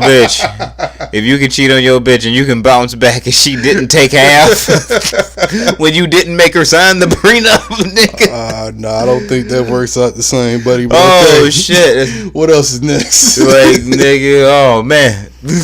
What else we gotta talk about? Shit. What else has happened? Nothing. Know how the fuck we got the Envy. Man, shout out to the Breakfast Club. Shout out to Envy. Oh shit. Yo. So Gucci, your man's old WAP. Shout out to Lil WAP. Shout out Kodak. But Big WAP, this nigga. Now, Fire album, by the way. Yeah, I do understand this, but he was on a radio show talking about how he don't think Eminem is a king of hip hop. And his response was, he was like, how do you not feel like he's the king of hip hop? He was like, I don't know nobody that's driving around listening to Eminem in their car. I don't. Do you? And this nigga was like, yeah. Like, the host was like, yeah, it's a vibe. You know what I'm saying? Like, I might not be blasting this shit with my bitch or my kids or some shit, but yeah, sometimes you just dolo in the whip. You know what I'm saying? Blasting some Eminem and shit. And yeah, nigga. Gucci wasn't feeling that comment and said, this nigga's not a king of hip hop. He don't feel like it is. Like, well, like he is and shit. I understand because it's like, it's Gucci. Yeah, did you really think Gucci was riding around listening to Eminem or knew many people that were? Nah. Right. Like, why is that news? Like, I don't understand why that was trending on Twitter like so heavy because they was. I mean, I know I'm not getting that Gucci and Eminem song all I want it now. But like, people was just tripping the fuck out. Like, oh my God, like, I can't believe Gucci would say that shit. Fuck that shit. That's stupid. And then I really did want to hear Gucci and him though. That was never gonna happen. And then there was the other side. It was like my own personal like dream collab. Like, this nigga was like, so you just listening to Eminem, just like straight metaphors, like a whole album. Yeah, nigga. Like, some people fuck with the artistry of fucking with words. If you not into the artistry of fucking with words like that, you can't say that to a Gucci. You sound crazy saying that sentence you just said to Gucci. Like, you simple. But it brings me back around to the simple point. Rhyme scheme, like if you're either way, there's no complications to his rhyme scheme whatsoever. That's not true, but it's just not nowhere near Eminem level complicated. No, I'm not even putting them in the same category as far as like nobody's saying that. Yeah, no, that's what I'm saying. If we talking about pound per pound, like, no, I'm not even putting them next to each other. I don't think he was saying that. Gucci's not stupid. He knows Eminem can rap word for word, bar for bar, probably better than him. But he feels like overall. You think he's listening to Eminem? No. Roderick Davis is not buying an Eminem album or streaming it. But the point is he don't believe that Eminem is a king of hip hop. You cannot listen to him. A lot of niggas don't. So what? Is a king of hip hop? A lot of niggas don't. So what? A lot of niggas don't think Jay is a king of hip hop anymore. We usually don't listen to those people. We call them white and we keep moving.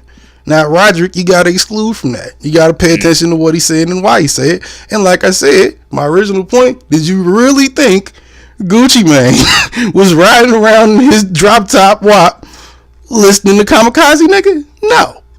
He's not listening to anything where there's real. I highly doubt that he even listened to Jay's I'll give him Jay. That's probably I doubt that. The most barred up he get is I doubt Jay. That. I even doubt that shit. Cause you know you ain't listening to a lot of niggas down south. You ain't listening to no T.I. You ain't listening to no Gucci or no why it's Gucci. You ain't listening to no Jeezy. No.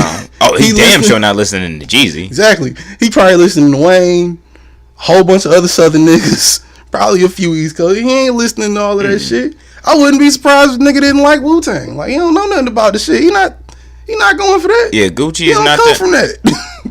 That does not surprise me at all. I put that situation in the same classification of when they asked Wayne was like, what was it, 60 Minutes, and they asked him about racism. Yeah, why are you asking Lil Wayne about Black Lives Matter, bro? Yeah, why don't ask Lil Wayne about Black Lives Matter? Don't ask Gucci Mane about motherfucking jet flag. You know what I'm saying? Like there's certain motherfuckers that you just shouldn't have the best rappers of all time category like conversation with just in general, just because they only listen to or really mostly consume one little section of hip hop. And don't get it twisted, Gucci is a goat in his own right. Yeah, but if all you listen to is trap, and trap is all like your shit. Nigga's one of the creators of trap. Of course, he's not listening to this lyrical, miracle, spiritual shit. It's not even saying that you can't. It's just saying but it's like what he's doing. But don't be shocked that he's not. Right. You know what I'm saying? Like you can't be shocked that this nigga Gucci's not listening to. Like, only people that was shocked at that headline was probably kids that probably just got up on Eminem and was like, "What?" Well, still, but them niggas also don't remember early Gucci, so they don't remember early Eminem. Yeah, but him still rapping like my good. nephew's 13 tried to tell me like he's listening to Eminem, and I was like, "You getting sober, Eminem? You know nothing. Yeah. Like you didn't get peeled out, fucked up." You know what I'm saying? Eminem going crazy with his homies. I think bar for bar he's rapping better now. Yeah, shooting the gun out in the back of the studio. Y'all wasn't getting that. We got that shit. It was just something about. And I think he's I think he's a way better artist now because his ability as a rapper have gotten better. I mean, but it was pretty fucking great then though. Yeah, but it was a lot of other factors played into why that came off. Those first 3 albums came off the way they came off. Yeah, but I also feel like a lot of there's a lot to do with time. I understand completely people who say Eminem is not one of their GOATs. But my question always is when they say that is, who is in your top 5 list?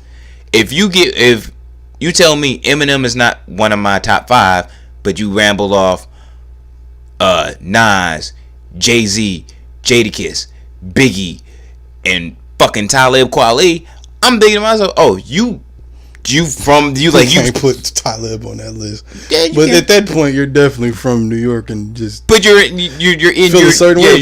like in an East Coast sound. You know what I'm saying? The fact about hustle and all this shit, like you're in tune with your environment. Eminem is from Detroit, but he doesn't rap about things that we saw in our environment. It was the fact that. Yes, he did. He just rapped about it from his perspective. Well, which we couldn't understand. Yeah, like not fully. We're black. He was a white boy dealing with black people bullying him. Nigga make good songs. Nigga make good music. But yeah, if I wasn't into the bar for bar lyrical shit, if I was just like full blown trap nigga, like if I came up like that, yeah, I probably wouldn't fuck with him either. But my ear gravitated to him very early on, so I just eventually, even though now, you know what I'm saying, I don't make that type of music or feel like I should or feel like it's even the best type of music to make right now, still always want to fucking hear it. I've been wanting to say, and I'm still saying the I'm same not shit. Making it, but I'm keeping the same energy. I think young Gucci is trash, but I think new Gucci, older Gucci, pretty dope because I can understand every fucking word he's saying. Younger Gucci, I didn't think young Gucci was trash. I thought, no, once I really got introduced to him, you know what made me think he was trash at first? My introduction to Gucci Mane was so icy. I'm so icy. I did not like that. I still don't like that record. Icy. But then, I got introduced to My Kitchen and I started listening to mixtapes and I was like, oh, okay, I get it. But I got into Yo Gotti the same way, even though I don't listen to Yo Gotti like that no more, but I got into him the same way. I saw the single he gave to like everybody. And you listen to too much Yo Gotti in one day, you'll quit your job and start walking the streets looking for a plug, nigga. Like straight up. What was that? Touchdown? Touchdown was my shit for like 3 summers, nigga. We was doing, man. But that was even pretty like, good summers. But like with Kodak's new album, for example, like I like Kodak's new album because I can understand way more than what the fuck he was saying. A year ago, when he was releasing music, I was like, nah, this shit trash. Because it was like I understood maybe 4 or 5 words out of the whole damn thing, and I knew this nigga was trying to say something, but I couldn't understand a single fucking word he was saying. See, I think I'm an unbiased music. I'm an unbiased music lover. I just gotta hear that you're saying words. But I think you be forgetting the fact that a lot of these Southern niggas that have gotten on in the last 3 years just started rapping 3 years ago. So it took them time to even get comfortable and really understand what they was doing on the mic. Them niggas started rapping, made a couple songs, got on, and then they just out in front of people now. Then they do 4, 5 projects, and then the 6th one you like, damn, this nigga sound kind of good now because he's been rapping. He's been doing that with his time, so of course he's gonna get better. That's perfectly fine and cool. I just gotta understand. Outside of the fact, I think Kodak really want to stay out of jail. I just gotta understand that you're saying words. You know what I'm saying? Like that's cool. Why I say you gotta give them Southern niggas a pass. You gotta really listen. Like Jeffrey Jeffrey would never get a pass from me because Jeffrey literally doesn't say words. It's different. I know he don't say words. I know for a fact this nigga don't say words. That nigga, there's whole bars where this nigga he definitely his is literally just sounds. He's literally not talking. But niggas like Kodak, they be saying shit, but when they come out, it's the drawl is so tough that it's like, run that back. What did he say? I think that was cold. And then you gotta really listen. You go, oh, okay, yeah, he talking that shit. But after they do 100 records, then they start enunciating, and then they're like, oh, okay, yeah, now I can understand. It makes a difference. There's a 17-year-old mini Kodak running around here.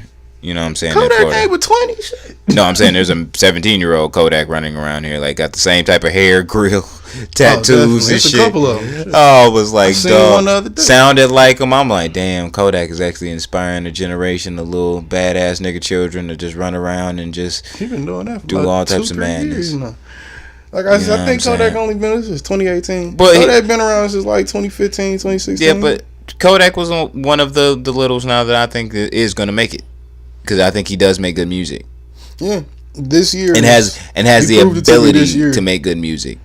I don't know. I wasn't even bumping older shit until I know fucking earlier this year. I remember Lil Yachty's album did like terrible numbers like the last one, but he released like a new one like 2 weeks ago. I don't know how those numbers went, but I didn't hear nothing or nobody say shit about anything. Yachty got a cheat code though. He with QC. He got a cheat code. QC is looking like the new Death Row. Nigga, he got a cheat code. It's different. What the fuck Rory said, nigga, that made some sense. Like, quality control needs to have some control, nigga. They wildin' the fuck out. You think Rory saying that is gonna mean a goddamn thing to P and K? No, that shit like they like when you got some shit that's too out of fucking control. I don't give a goddamn how much money you making right now, nigga. That shit eventually explodes unless you get the fucking, you know what I'm saying, pour the reins on that bitch.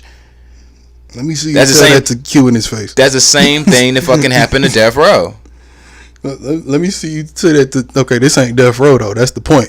Let me see you tell that to P and K to their face. See if the niggas don't look you up and down and be like, get your little ass the fuck out my face, little ass nigga. Fuck out of here. And y'all niggas gonna be looking stupid as fuck. Like, I've always got this shit. I don't think so. Why would motherfuckers do this the same exact shit? They will look at an old model that failed. That was good for a minute, but failed in the long run, and be like, all right, I'm going to do the exact same thing, and it's going to be better. No, nigga, the same shit going to happen. I don't think people do that. I think people see an old blueprint, and then they go say, I'm going to do what they did, but do it my own way. And then it might not work out, but if it didn't work out, it's because it's on them. Mm-hmm. Not many people have copied the, let's say, Rockefeller blueprint and been successful, but a lot of people have. And Rockefeller itself doesn't exist, so that sounds stupid. Yeah, but Rockefeller's like not existence doesn't have anything to do with them not having control. That was within. Yes, it did. That's why it doesn't exist. That was like it within it inner beefings. Doesn't exist. They lost control. Quality control. You know what? Fuck this. I'm just gonna call it what Quality it is. Control is an independent company. Won't exist in 4 years. They not paired up with. Nigga, they got the Migos. They've been around for almost 10 now. They're not going anywhere.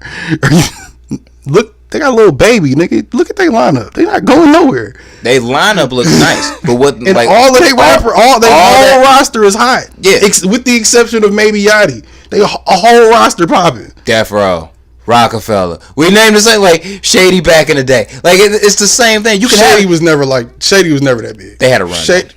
Because of M is different. The whole roster wasn't popping.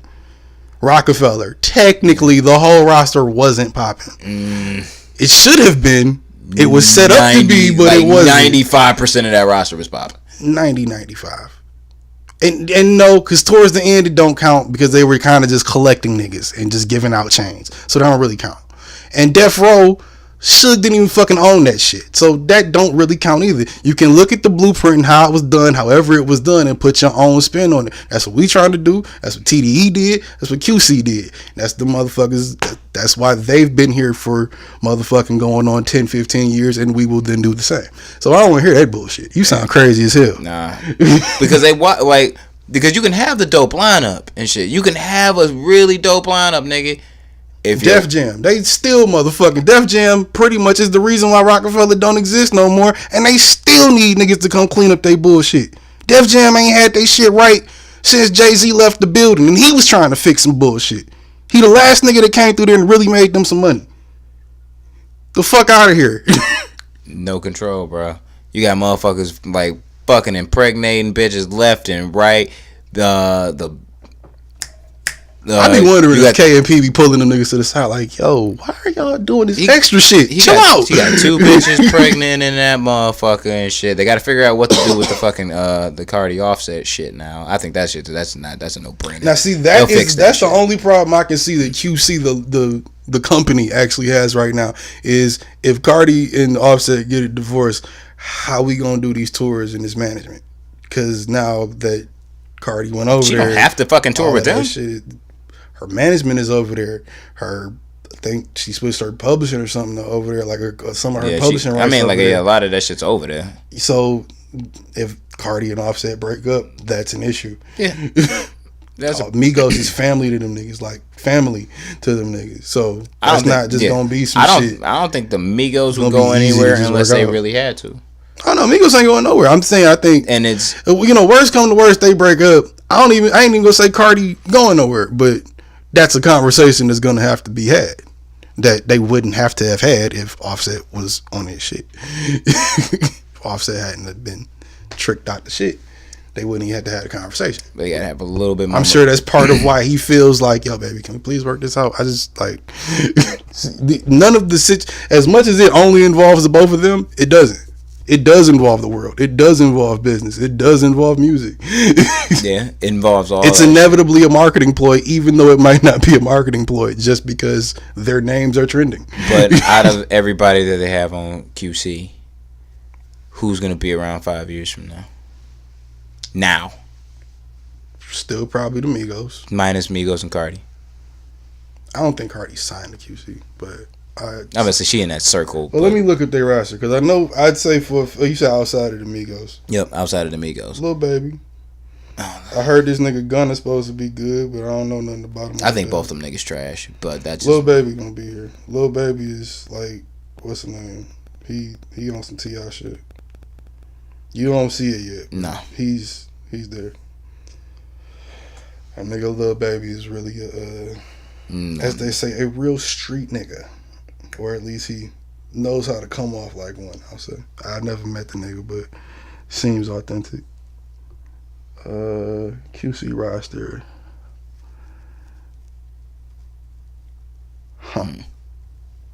Yeah, Lil Baby. That's about it. Which leads me to my point of this motherfuckers won't be here in 4 years. Migos is gonna be on Rock Nation, and Lil Baby's gonna sign a 6-year deal. Oh, well, no, they had another dude, but he died. So that doesn't count. Wow. Well, let's see. It's a nigga named Johnny Cinco. He ain't even put out no music. Nope. Recently, a nigga named Marlo. He ain't put out no music recently. The nigga from The Wire.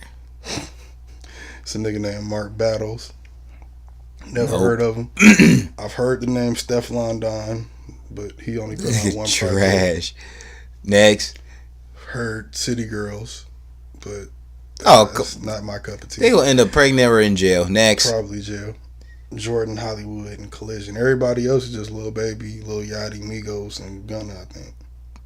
Lil Yachty, because people like him for some reason. I don't think Lil Yachty gonna be here. I think it's gonna be Lil Baby.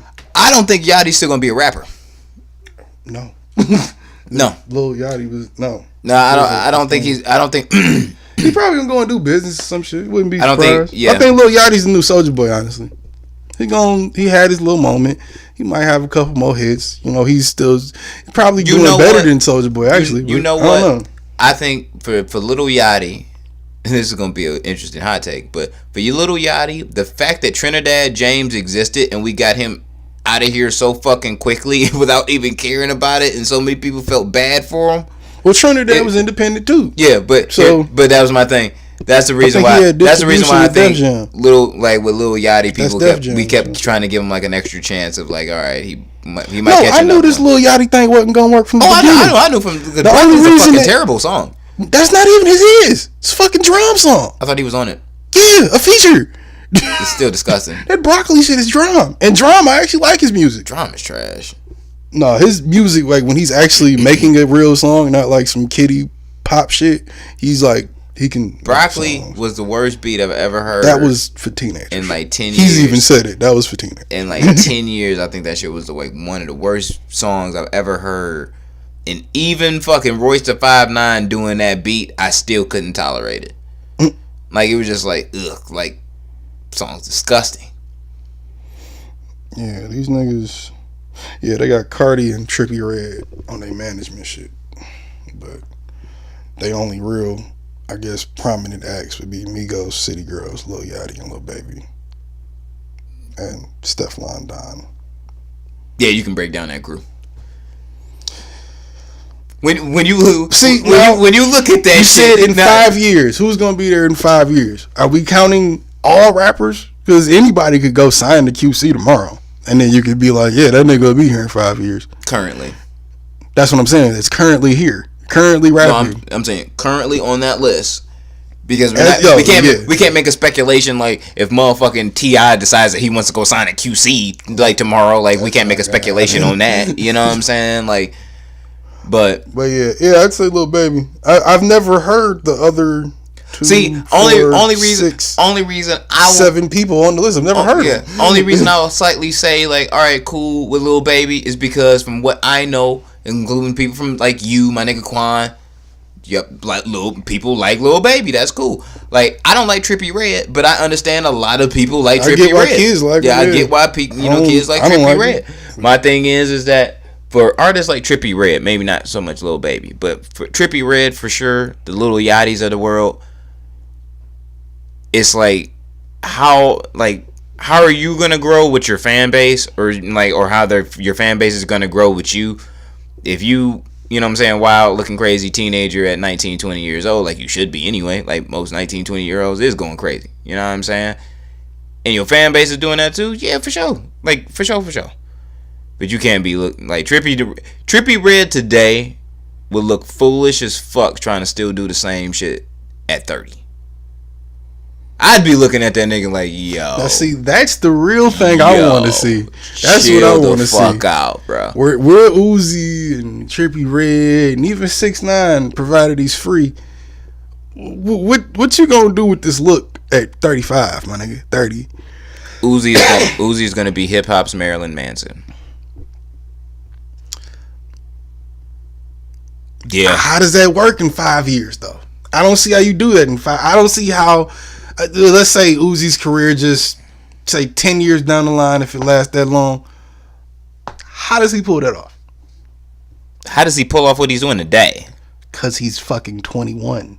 And he's hip hop's Marilyn Manson. Sounds and looks like he's 15. That's true. So people like Uzi though. People like Uzi. He makes good music. Like that's why I think that Yachty isn't like he can't. He isn't gonna rap. He can't rap forever because it's like people like you, but your music ain't that good. Well, that's the thing. You got to transition. It's gonna be up to them to transition with the music. That's how it is. That's how it's gonna be for everybody. That's how you stay relevant. You got to transition with the music. Music will evolve, and hip hop has just been consistently evolving. That's why I really but like we do feel like a big change, like next year or two. Yeah, it's gonna be like a big new thing. That comes out, and we gonna have to try to get on it to. Stay relevant. I'm really, you know what I'm saying. What's the word? Looking forward to what's gonna. Say 2-3 years. Yeah, probably. What's gonna happen after? Because I think this is like the era in what we're in right now is like the mumble rap era. I wouldn't like. I don't. It's coming to an end, though. Yeah, I don't want to call it just that because it's like everything that's coming from this era isn't mumble rap. No, you can call it that though. But it's like really, yeah. But it's really in the last like 8 years or so been the most popular fucking sound. And I think within the next 2 years, you'll know which mumble rappers are here to stay. Yeah, I've said which that. Ones were the cream of the crop. I've said that I think on podcasts before. It only takes about that long with this shit. Like hip hop is gonna have a reset, and a lot of these motherfuckers that don't really got it. We was talking about that. Every 10 years, pretty much. Every 10 to 15 years, hip hop resets. Well, I'd even say 13 years, because once you get to the 12 mark, shit starts to get old. Mm-hmm. So every 10 to 13 years, hip hop goes through like a complete rebrand. Absolutely. And 15 years from now, we're gonna be seeing the seeds of these motherfuckers that we can't stand now trying to make their own music. And it's gonna be, and we're gonna look at that shit 15 years from now and say like, y'all niggas are straight trash, and we're gonna be in the back of the fucking loop. We should get a 15-year-old on here and just see like what albums that have come out in his lifetime or her lifetime, what they call classics. That's really interesting to me. Just to see like what their top 5, like, nigga, I'm gonna be listening to this when I'm your age, like in another 10 years, motherfucking type shit. Like, see, I really wonder, because it's not all the shit I've heard come out from people in that age range, and even like that they would be listening to or that they seem to be into. I don't see them being 25, 30 being like, yeah, turn on that little Uzi Vert. I don't think you, because some of us that do it. A lot of these people are casual music listeners. No, bro. A lot of these people are casual music listeners. We listen to music because we love that shit. But I hate trying to judge before I know what type of music, like before I know what an answer to your question like that would be.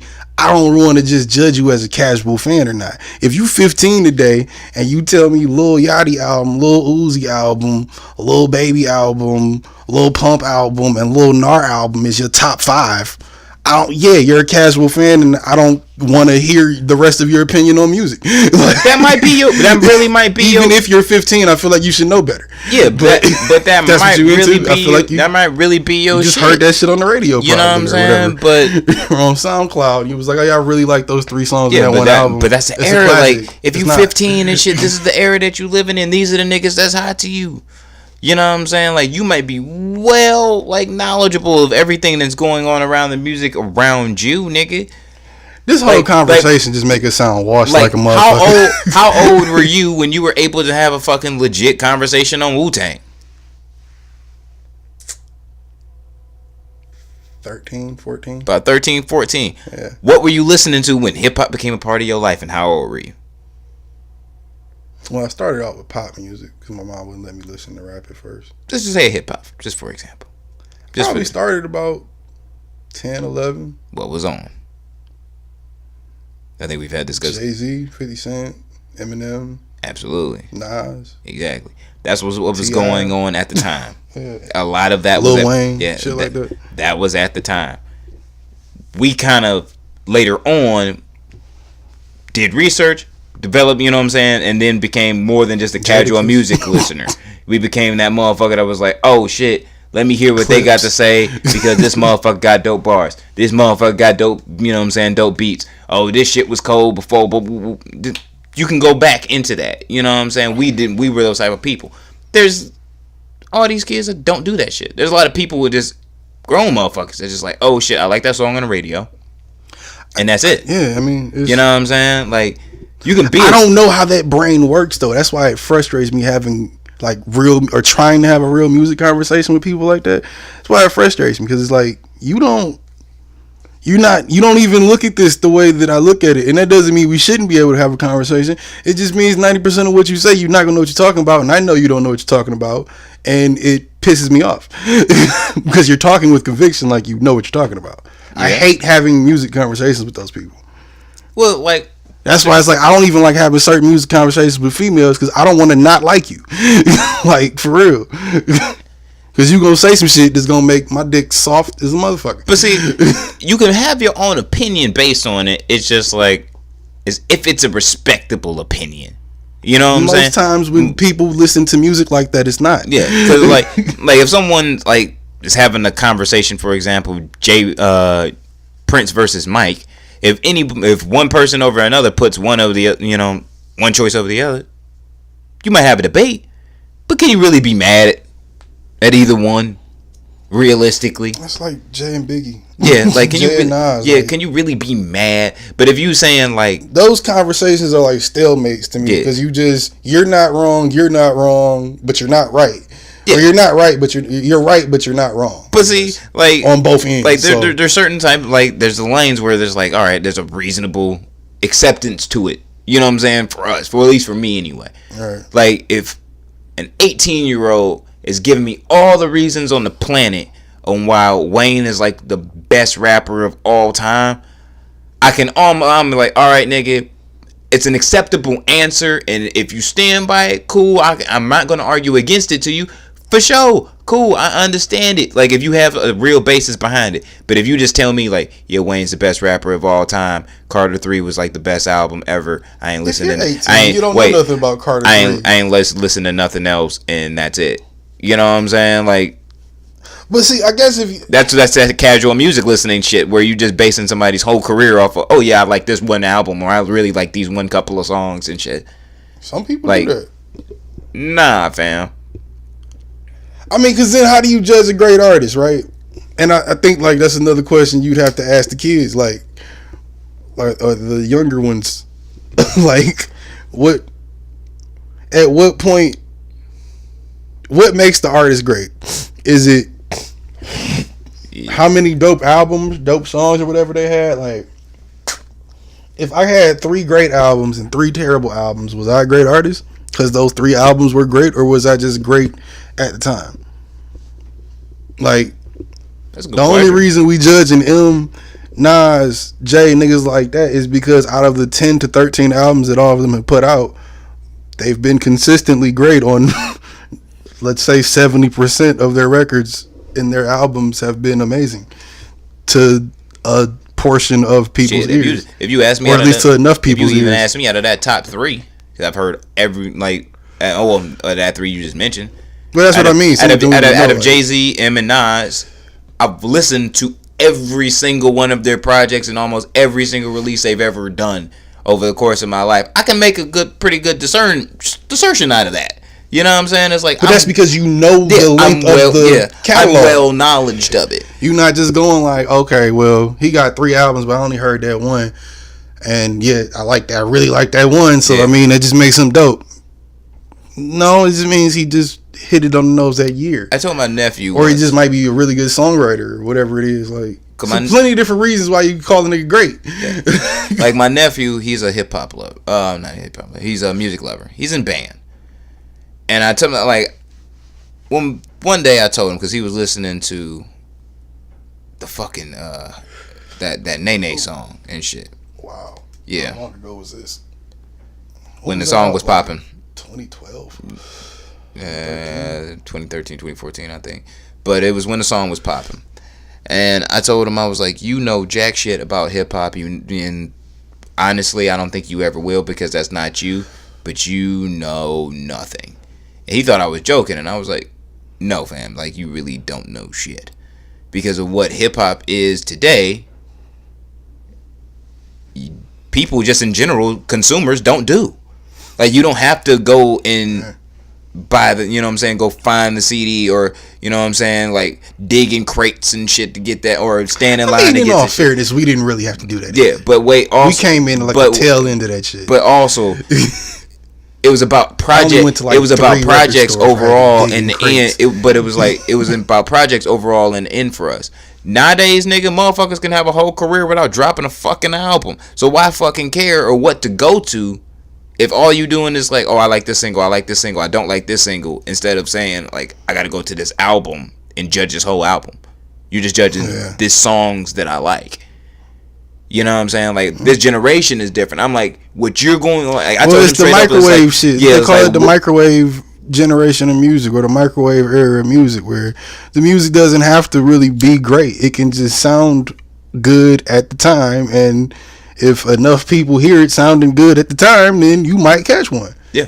That's why it's so easy for everybody to catch one. It's honestly a damn shame I've done myself and this whole fucking crew fucking disservice by not putting out any music this year, because I feel like if you just stay consistent doing this shit, bro, it's too many niggas that's just doing whatever. Yeah. To just not do something. And I'm the type of retarded motherfucker. I'll just fuck it. After I gave up that trying to be lyrical miracle for y'all, nigga, I don't care no more. I'll say whatever. I will sell Coke and Pepsi. I don't give a fuck. You know what I'm saying? Like, how did we originally get here? Oh, we drove the bitch, and the wheels fell off that bitch, and it's about time to wrap this motherfucker up. That's how the fuck we got here. Well, before we do, I do have another topic that I forgot to tell you in the pre-thing show, but I found this article today, and I thought it was interesting because, and I haven't read it, so I'll read it on air with you guys. I thought it was some truth to it. Headline is, people who have Androids are more honest and trustworthy than iPhone users. Harvard study finds. It'll come from Harvard. I don't fuck with that shit. We yell people over here. Fuck out of here. Fuck with both. I don't fuck with neither, nigga. Put it like this: if either one had been willing to accept me, I would have happily picked either one. I was gonna say, they don't let niggas into them institutions not unless you Obama. Like, fuck out of here. I know a nigga that's there right now. Word? Yes. You know smart niggas? Other than myself, yes. I don't know him like we not like the best of friends, but like you just knowledgeable. Cool. You just knowledgeable of this nigga's existence, and he we know each other personally, but like we just like weren't super like cool friends. Like, but we kicked it a couple times. I've smoked with the nigga before. Put it like that. Oh, you a lame ass nigga. You went to an Ivy League school. That's the problem with the black community now. God damn it. We think we gotta go to these Ivy League schools and be represented by a white man to motherfucking understand the God that's in us. Right. What's wrong with the HBCU? That's all I'm saying. Cause that shit ain't gonna get you on Wall Street like Harvard will. I'm trying to get the real bag, nigga. Fuck wrong with you. And that's the mentality that's gonna forever hold black people back in America. Nah. The shit is holding black people back forever because in America. Because what you said is completely systematic. I don't disagree with it because true, it is. But we need to create. That's the thing with black people. We got to create our own system. Straight up right now, whoever's the head stock nigga on Wall Street right now is thinking that exact same shit. Is like, you're right, but he knows the rest of us are very hard to talk into building our own shit. And that's what we need to do. That's what the niggas who know something is out here trying to do. Build some shit. And get niggas like you, myself, and your family to motherfucking get a fucking system going. We get our own system going, we can get like these Jews. We might have to live under their rule, but goddamn it, we can own something. Everybody don't think like that, though. So, moving on to the article. Want to know why Jewish people own all the property in America? Credit, nigga, really. He wasn't joking. It's really credit.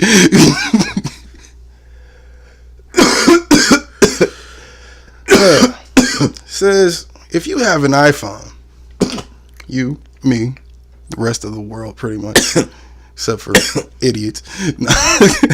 And that's why this article was written. If you have an iPhone, sorry, but you don't come across too favorable in a new Harvard study comparing you to Android users. Actually, well, fuck you. Actually, you have lower levels of honesty, humility, and a personality measure that includes sincerity, faithfulness, loyalty, and modesty. Wait, pause. Now, what you think I'm about to say is going to be like it's probably exactly what you think he's about to say. Oh no, nigga, it's completely fucking right, but that's all comes from me being Black Latino in America. Like that has nothing to do with me ever having an iPhone. I was that way before. Now that just sounded bad. No, Just because you're a Latino in America, you were automatically less honest, humble, faithful, sincere, loyal, and modest. Absolutely, I lie to white people every single day. I mean, you gotta survive, nigga. I'm not talking about the survival part. That's surviving, nigga. like Anyway. every day. Sometimes I make up a whole story about my life just to fuck with them. Yeah, man, we just escaped the camp. My wife at home right now with my 10 kids. Where you live at? A box under the freeway. Need a sandwich? Yes. Oh, yeah. And about $100. Could you give me a room for the weekend? Oh, shit. Okay. Wow.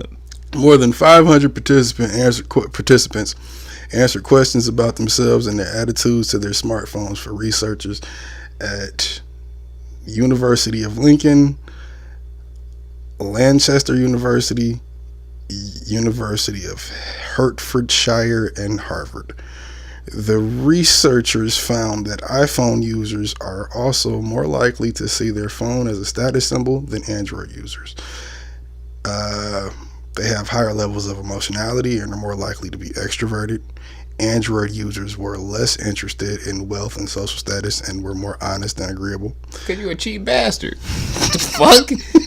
You don't want to spend Well, let's money. stop it right there. You don't want to spend They're money on an iPhone. Look, they're exactly correct. Because you can get that $50 Android. Am I insecure with issues? Yes. Do I feel like $1,000 phone says I look better? Yes. Like, what the fuck is that one that Kyocera Is shit? it a security blanket? Yes. Money is. That's why I want to hoard it. Like, they're The same reason why white people are scared and want money. Same reason why niggas like myself. first off, there's more different versions of, I gotta get of this fucking bag, baby. Androids, bro. Like, you got the F-Series Android where it's just like straight trash, and you can get one of them shits for like $50. You know what I'm saying, with the Metro plan. Like, straight the fuck up. But See, we doing it right now. We're literally doing it right now. iPhone ball on y'all dumbass niggas. like yes, But you gotta bruh. think about it though. Like The the fuck? average motherfucker. A lot of motherfuckers got iPhones, bro. The average motherfucker isn't really just going to pay the $1,000 outright. And if you are, it's because you are balling. If you want to show it off. But if not, you get on the payment plan and you start paying that along. Nigga, it's something really delusional about motherfuckers that have iPhones. It's something wrong with us to a certain degree. I live with that. Me too. I'm perfectly okay with it. I actually want to explore it more. But the people I know with Androids are calmer, more wonderfully built, they functional just different. smartphone that doesn't get not all, viruses, but most. doesn't have random ass pop-ups. See, we say shit like that, but it'd be like, there's a point there. I don't have to open up 3 fucking there. apps just to get to my music. I can just simply get straight to my music by pressing the music icon. All of my apps are in front of me. It's a point there. You gotta think, man. Like, oh man, they said status symbol, higher level of emotionality, more likely to be extroverted. See, that's the part I have a problem with. I'm an introvert. Well, I'm a little bit of both. Mostly an introvert, but I can see how extroverted people are aligned with this. Now I gotta continue. Like I said, Android users were less interested in wealth, social status, more honest and agreeable. I don't know about the honest and agreeable part, but I can attest to the wealth and social status. I don't really care about that everybody much. I know besides my brother and my mother who have an Android is a piece of shit. See, I can't say that. Most people I know with Androids are pretty decent. They have a type of zen about them that if they're in a good position, it's like, yeah, whatever. I'm guaranteed. Like, they're just cool. Outside of every bitch that makes the most in every strip club on 8 Mile, people are like erratic. The only person that has an iPhone in like the strip clubs on 8 Mile are the owner and the bitch that's making the most in tips. All them other bitches got Metros, and they all got some type of form of Galaxy. I guarantee you. See, that probably plays into the problems that go on between strippers and bartenders and shit. I heard that was like a real war in these streets. Step your motherfucking cellular up. I mean, but no, see, you say that. I do. But it's $1,000. It's not like it's just like a $50 phone, an $80 phone, a $200 phone. You pay about $200 a month on this bitch if you don't own it. But if you just go pay for your fucking iPhone outright, give them like the $1,100, I think is what it'd be, like $1,150 after taxes and shit up front. You give them that shit, and your monthly bill is maybe $120. So that extra $100 for most people bill, that extra $150 most people bill is actually paying for the phone itself, so you can own the phone. Yeah, you keep the phone if anything happened to it or something, but it's not like they don't come repo it. But you don't own the phone. You gotta think, you walking around with a phone. You can't really buy old iPhones because they purposely slow these bitches down, so you keep buying the phone for $1,000. Like, it's kind of crazy. Yeah, but it's a beautiful phone. It is, and it's very simple to the point. I think that it makes life easier personally, but it's people with Androids that tell me the same thing. I know an old nigga with an Android right now, and he's like, it's not the fact that I'm old or the fact that it's an Android. I just feel like this phone is more comfortable. My wife got an iPhone. I don't like it. I don't like the colors and the bubbles and shit. I don't like that shit. I said, okay. Pretty honest, agreeable dude. Doesn't really care about wealth and self status. He's a 75-year-old retired cop. He don't really give a fuck about shit. He chilling.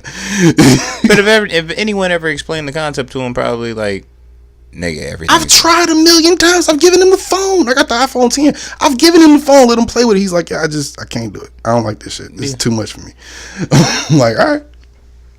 But it's like, I'm one of those people who wants everything to be about as simple and convenient as possible in my life.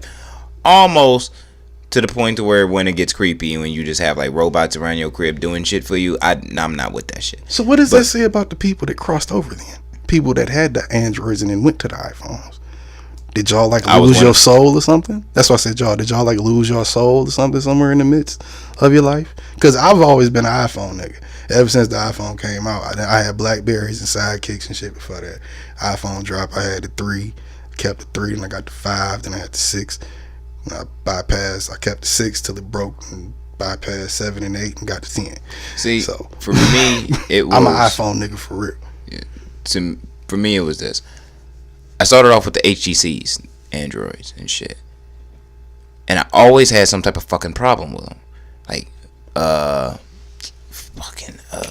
like water damage or like the fucking... Like, I had that problem. I did have one of those. The power button broke on the bitch, and after so long of it just being broke and me not being able to turn my phone like on or off and shit, like it reset the motherfucker. Did you have the one with the buttons? I had one with the keyboard. I had the slide HTC. It was like it was like one of the first smartphones. Yeah, like that shifted up and shit. It had a stylus and shit. Yeah, you shifted it up. Yeah, typed on it. Yeah, I had one of those. I had one of them. That was before the iPhone 2. I had the motherfucking the Evo. I love the Evo, but the Evo's battery life was worse than a fucking like stage 5 cancer patient. Like I'm not even fronting. Like that shit was fucking terrible. Like I would have the bitch fully charged on 100. 4 hours later, my nigga, gone, dead. I'm like trying to turn my phone on just to see what time it is. That bitch was like, that bitch was done, man. So that was that. And the only one I ever liked was actually a Samsung. It was Samsung Concurve. Never heard of it. It was maybe like 120 I don't bucks. think I ever had a Samsung. Yeah, no, I had one. It was when my 5 broke and I had to get like one of those little cheap Galaxies. It was like the S4 or something. See, my first Evo broke and I just didn't have the bread to like buy a brand new Evo at the time. And I was like, shit, let me just get this little $120 bitch real quick. You know what I mean? Like you know what I'm saying? Someone that's not thinking much about money. I just need a phone. and it was really fucking functional. Right. And water damage got that bitch, bro. And I was pissed when it died. Like, I was really mad. Then I got another fucking phone. I got another. I think at that point, that's when I told Samsung. you to get the iPhone, because I think that's when the 5s are out. Yeah. And I told your ass, like, bro, just get an iPhone. Stop playing. And you like, nah, nigga, I'm keeping this Evo. This my bitch. Nah, nigga, stop playing. Get the iPhone. Fast forward, I got another fucking Samsung later, and then that broke. Battery exploded on that bitch. All these stories is like nothing that I'm personally doing to these phones. Like, I'm not like dropping it in water or anything. I'm not running this bitch over. Never even cracked the fucking phone until I got to my like second iPhone. Never. And that's the only thing you could ever say about iPhones is short battery life, and the screens used to crack really quick. But that was the 4s that I had that broke. You know what I'm saying? That shattered. Them bitches was glass. Anyway. Yeah. Moving. Besides. Then ended up with a fucking Windows phone. Was like, I'm gonna try this shit out. Worst cellular decision I've ever made in my life. Windows phones is garbage. If you like Windows phones, use a fucktard. That's it. Wait. No. Gotta speak for myself and like at least 3 other people I know that had Windows phones. Nigga, your Windows phone acted trash. What the fuck you mean? Well, my case was different. It was necessary. It was also after the other 5 broke. The repaired 5. That was when that one broke. Then I got that. Well, yeah, because then I got that back. Then I had 2 phones for a minute. Yeah, so that bitch was absolutely trash. No, it wasn't. The market on it isn't even the same. The market was garbage. The market in the App Store was garbage, but it could connect to the Xbox. I couldn't even like iPhones. The Windows market didn't even have the app for my bank. It didn't have a fucking Wells. It didn't have the app for most things. Like, dog, it was so disgusting. I don't think I downloaded any apps on there because it was like I typed in like basic shit and it was like I'm not in there. Like I am not. I'm not really techie and into like jailbreaking and all of that extra downloading the apps and hacking people. I just want my phone to do phone shit. I got niggas for that. I don't need to do it myself. I want my phone to do phone shit. Just chill. That's it. I want it to be smart already, nigga. I don't want to have to make it smart. Right. The fuck? That's a stupid ass concept. Nigga, iPhones for life. I don't get. I got to the point to where it was like the iPhone was the only phone I didn't have, and I was like, you know what? Fuck it, bro. I'm just gonna go back to the trap phones if this shit just doesn't work. But on like I guess psychological level, what does that mean though? When you finally make that transition, do you realize that like what being into wealth, social status, being honest and agreeable like wasn't really that hot? So you was like, fuck it. Like, did you change as a person when you made the decision? Because what if you rich and you're, really, all of those things? Really, what was the seller on me on iPhones was there wasn't like something significant happened in your life where you changed. They were just like the seller to me was that they don't get viruses. Let's unpack this. You know what I'm saying? And I was like, you know what? Is out of all the music I just downloaded over time. And by the time like I got an iPhone, streaming was just about to pop. Like really about to pop. Like Spotify was already existing and that was the thing following Pandora. That's when I had an iPhone. So it was like, all right, nigga, now I don't have to download music now. So I can just listen to it from this app. Dope. Cool. I can't get viruses. Fuck it. Why not give it a shot, bro? Like, I didn't want one because everyone who had one had a busted one. Because they dropped that bitch. That bitch was shattered. The screen was fucked up at a certain point. And I was like, that shit just grimy.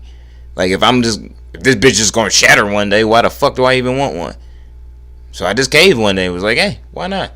Bought one and was like, fuck everything and everybody. iPhones for life. You know what I'm saying? I throw apples at niggas. Well, the rest of the shit Wake says the study was published in Cyber Psychology, Behavior, and Social Networking Journal, in the journal Cyber Psychology, Behavior, and Social Networking, and it found that this was a separate study, I guess. it found that they were also less likely than iPhone users to the Android users were less likely to break rules for personal gain. And based on the findings, the researchers designed a computer program aimed at predicting what smartphone people owned, and the program guessed 70% of them correctly, I guess. So this was the study that the Cyber Psychology Journal did. So I guess at the end of the day, it just boils down to, are the people you know with Androids like really cool, peaceful people, and are the people you know with iPhones, probably including yourself, assholes? This is in this circumstance. Be safe, though. I'm sure motherfuckers like with these surveys didn't have a broad, different landscape of people. You know what I'm saying? If you had 50, like, well, this is America now. There's only rich and poor. If there's 50 rich and 50 poor, and you know what I'm saying, those 50 rich and 50 poor was all of different races. You know what I'm saying? Like 10 of each. Right. You know, 10 of 5 different races and shit across the board. Yeah, maybe we can come up to a reasonable conclusion. Yeah. You know what I'm saying, on each side. But from according to when they said they did the fucking studies, it just sounds like white people that have Androids are just nicer because they don't care about money, which would make sense. And that could actually be seen as a thing. But it still comes to the same thing. I know plenty of white people who have Androids. That's actually what they prefer. Like old white people, rich white people, poor white people. And they all ain't shit. I know some some iPhone people. Black, white, Latino. And they still all ain't shit. So, makes sense. Bottom line, everybody ain't shit. It don't matter what you fucking talking to, you know, or talking through. You probably just cheating on your significant other anyway. So, you a grimy bastard. And finally, in White Watch, do you care about Forever 21 selling Wakanda Forever sweaters and making white people model them?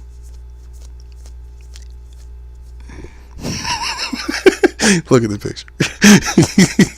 You fucking lying. I'm mad that shit got past me on Twitter. Oh my god. You bullshitting. This is part of their Christmas or their ugly Christmas sweater line. Yeah. Which, shout out to white people for creating ugly Christmas sweater parties, but I don't know if you can rock the Wakanda Forever ones. That's maybe we'll save that for next week. Be a white person and rock the Wakanda Forever ugly sweater part. You know what I'm saying? Christmas sweater, and let me catch you. I'm gonna beat the shit out you. It's gonna be instant, and you ain't gonna know until you wake up the next week, and they still have that blood splattered fucking Christmas sweater on you. The fuck is wrong with you people? I mean, shit, it's Forever 21. I don't give a fuck.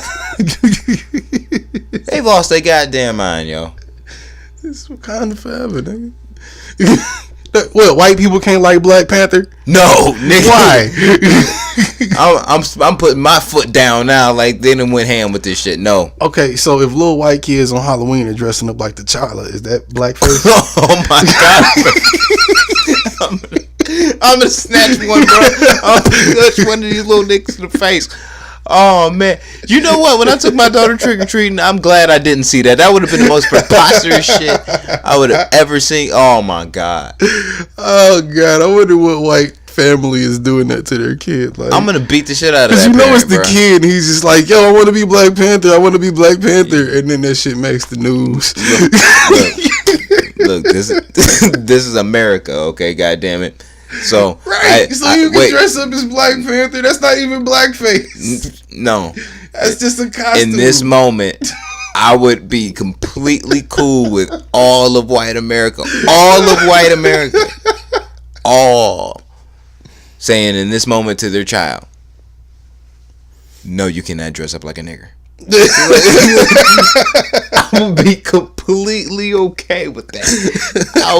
In that moment. For that moment, I'm gonna be completely okay just with so it. they understand that you're not doing that to us. Yeah, like, no. We're not putting up with that shit because you want to be Black Panther. Sorry. Real Sorry, shit. Timmy. Real Chad. shit. It's not going to happen. You do that when you turn 18. And low key, if you wouldn't be offended as a Black Panther, I mean, like, as a black person, like, if you saw that, then there's something wrong with you. But see, that's the thing. You like, said if you don't get offended? Yeah, if you don't get offended. No, but see, why? I wouldn't know if I'm supposed to get offended. If it's a little white child in a fucking Black Panther costume, you know, I mean, not like he's like brown and shit, like he didn't really paint his foot, but it's just the mask and the joint, just the outfit. No, nigga. No. I think that's hilarious. No, I'm sorry.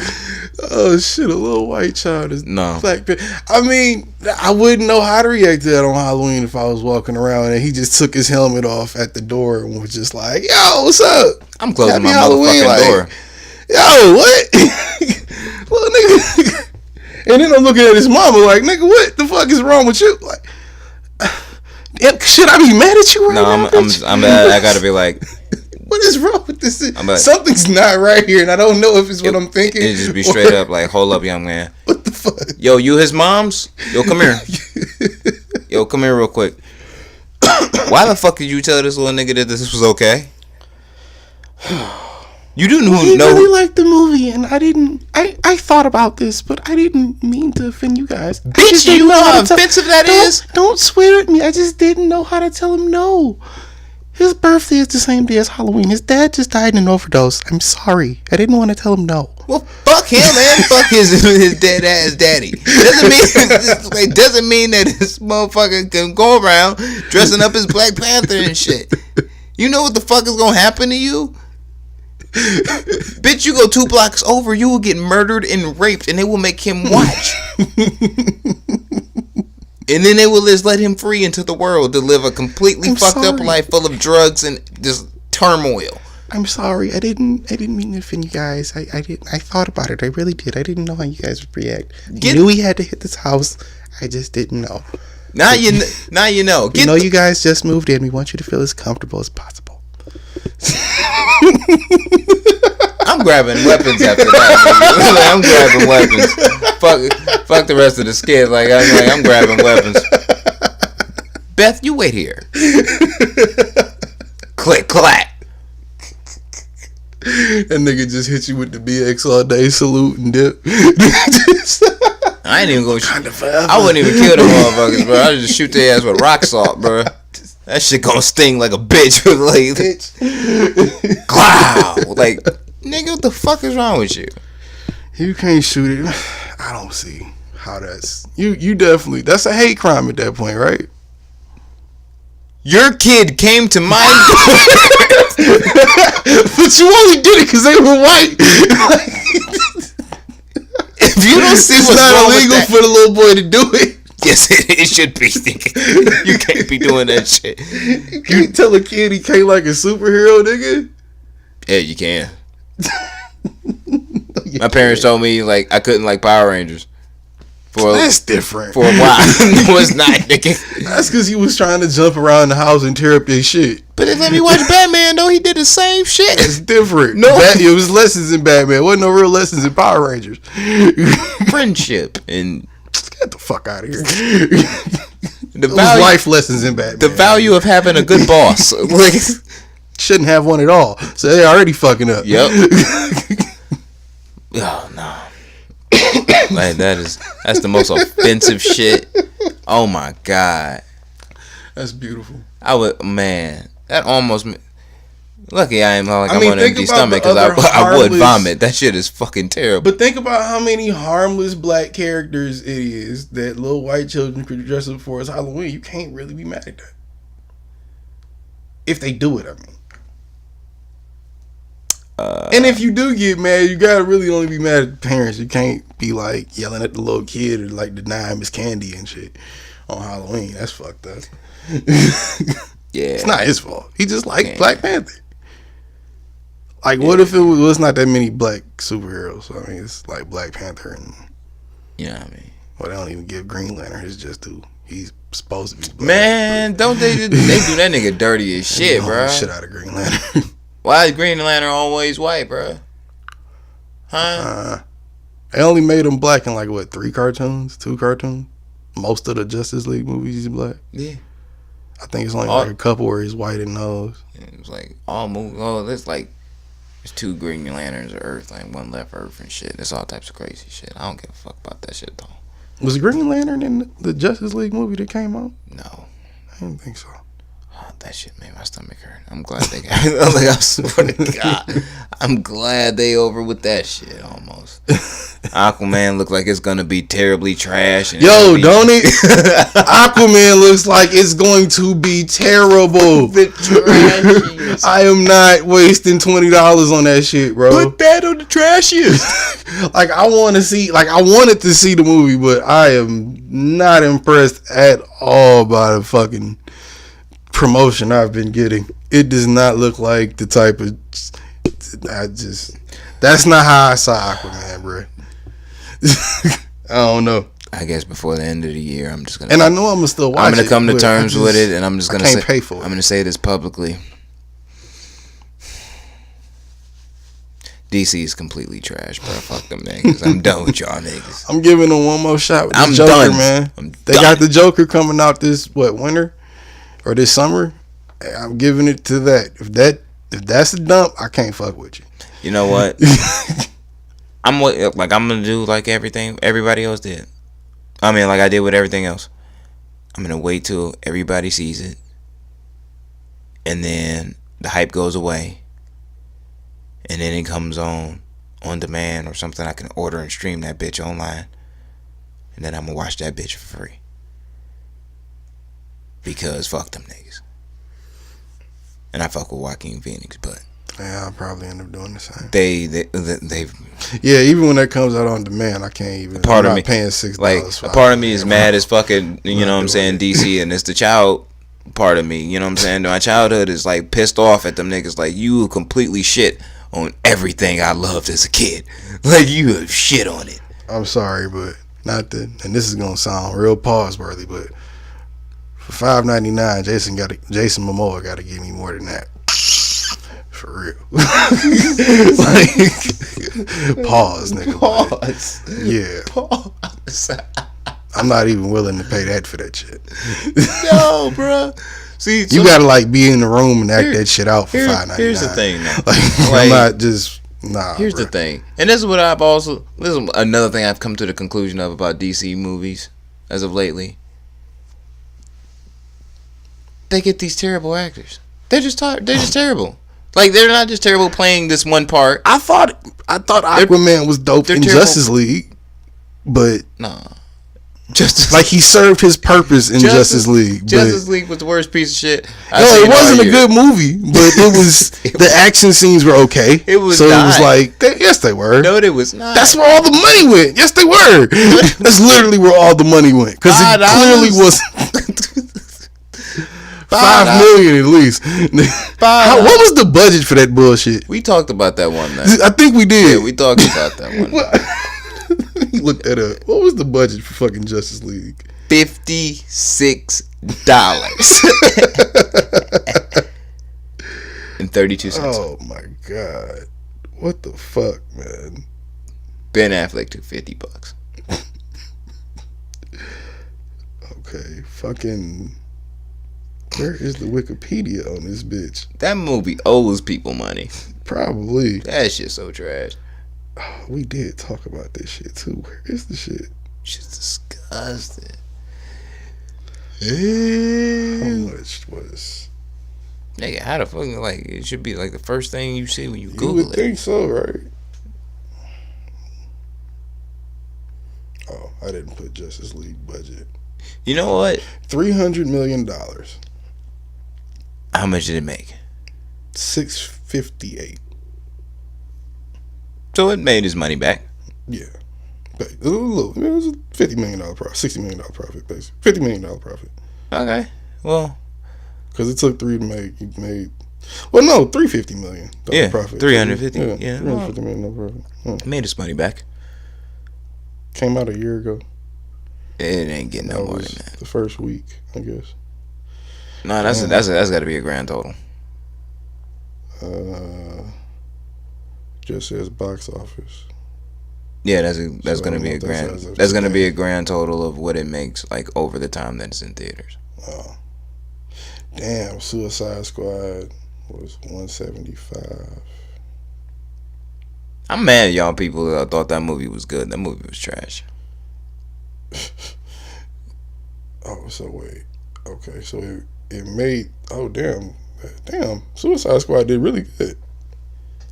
It cost 175. Harley, it made fucking 325. Yeah, mostly. Yeah, it made 325.1 in the United States and Canada, and it made another 422 overseas.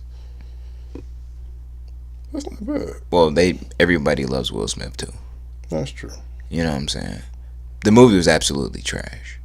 So wait, okay, Black Panther made $1 billion. What did the first Avengers Black make? Panther, shout out to him. I think it was like the Emmys or the Golden Globes. It was like the first superhero movie ever to get nominated for like a Golden Globe or some shit. See, this is why Marvel is killing these niggas. The first Avengers, $1.5 billion, and that was a 220 budget. Nigga, million. You almost made a beat back. They almost did it for $80 million less too. You almost got a beat back. You was like, shit, them niggas bothering them niggas. That shit terrible. I think we talked about it on the show, or at some point in time or another. But about those fucking DC movies, I can tell the difference between them budgets. Oh yeah, you can tell them. You know what I'm saying? The difference between them budgets. You know what I mean? Damn, Spider-Man made $800 million. God, fuck. Damn.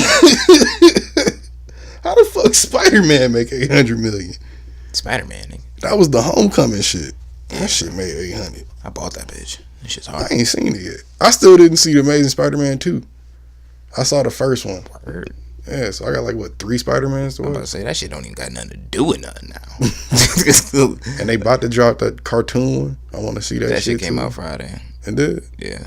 Oh, I thought it was about to come out. Yeah, I'm not gonna go see that. I want to see it. No, I'm not. I've been really into cartoons lately, so it's right up my alley. Yeah. Well, why not? I'll watch a fucking Spider-Man cartoon with a bunch of Spider-Mans from alternate Spider-Man universes. Why not? Disgusting. Drop your socials and let's get the fuck out of here.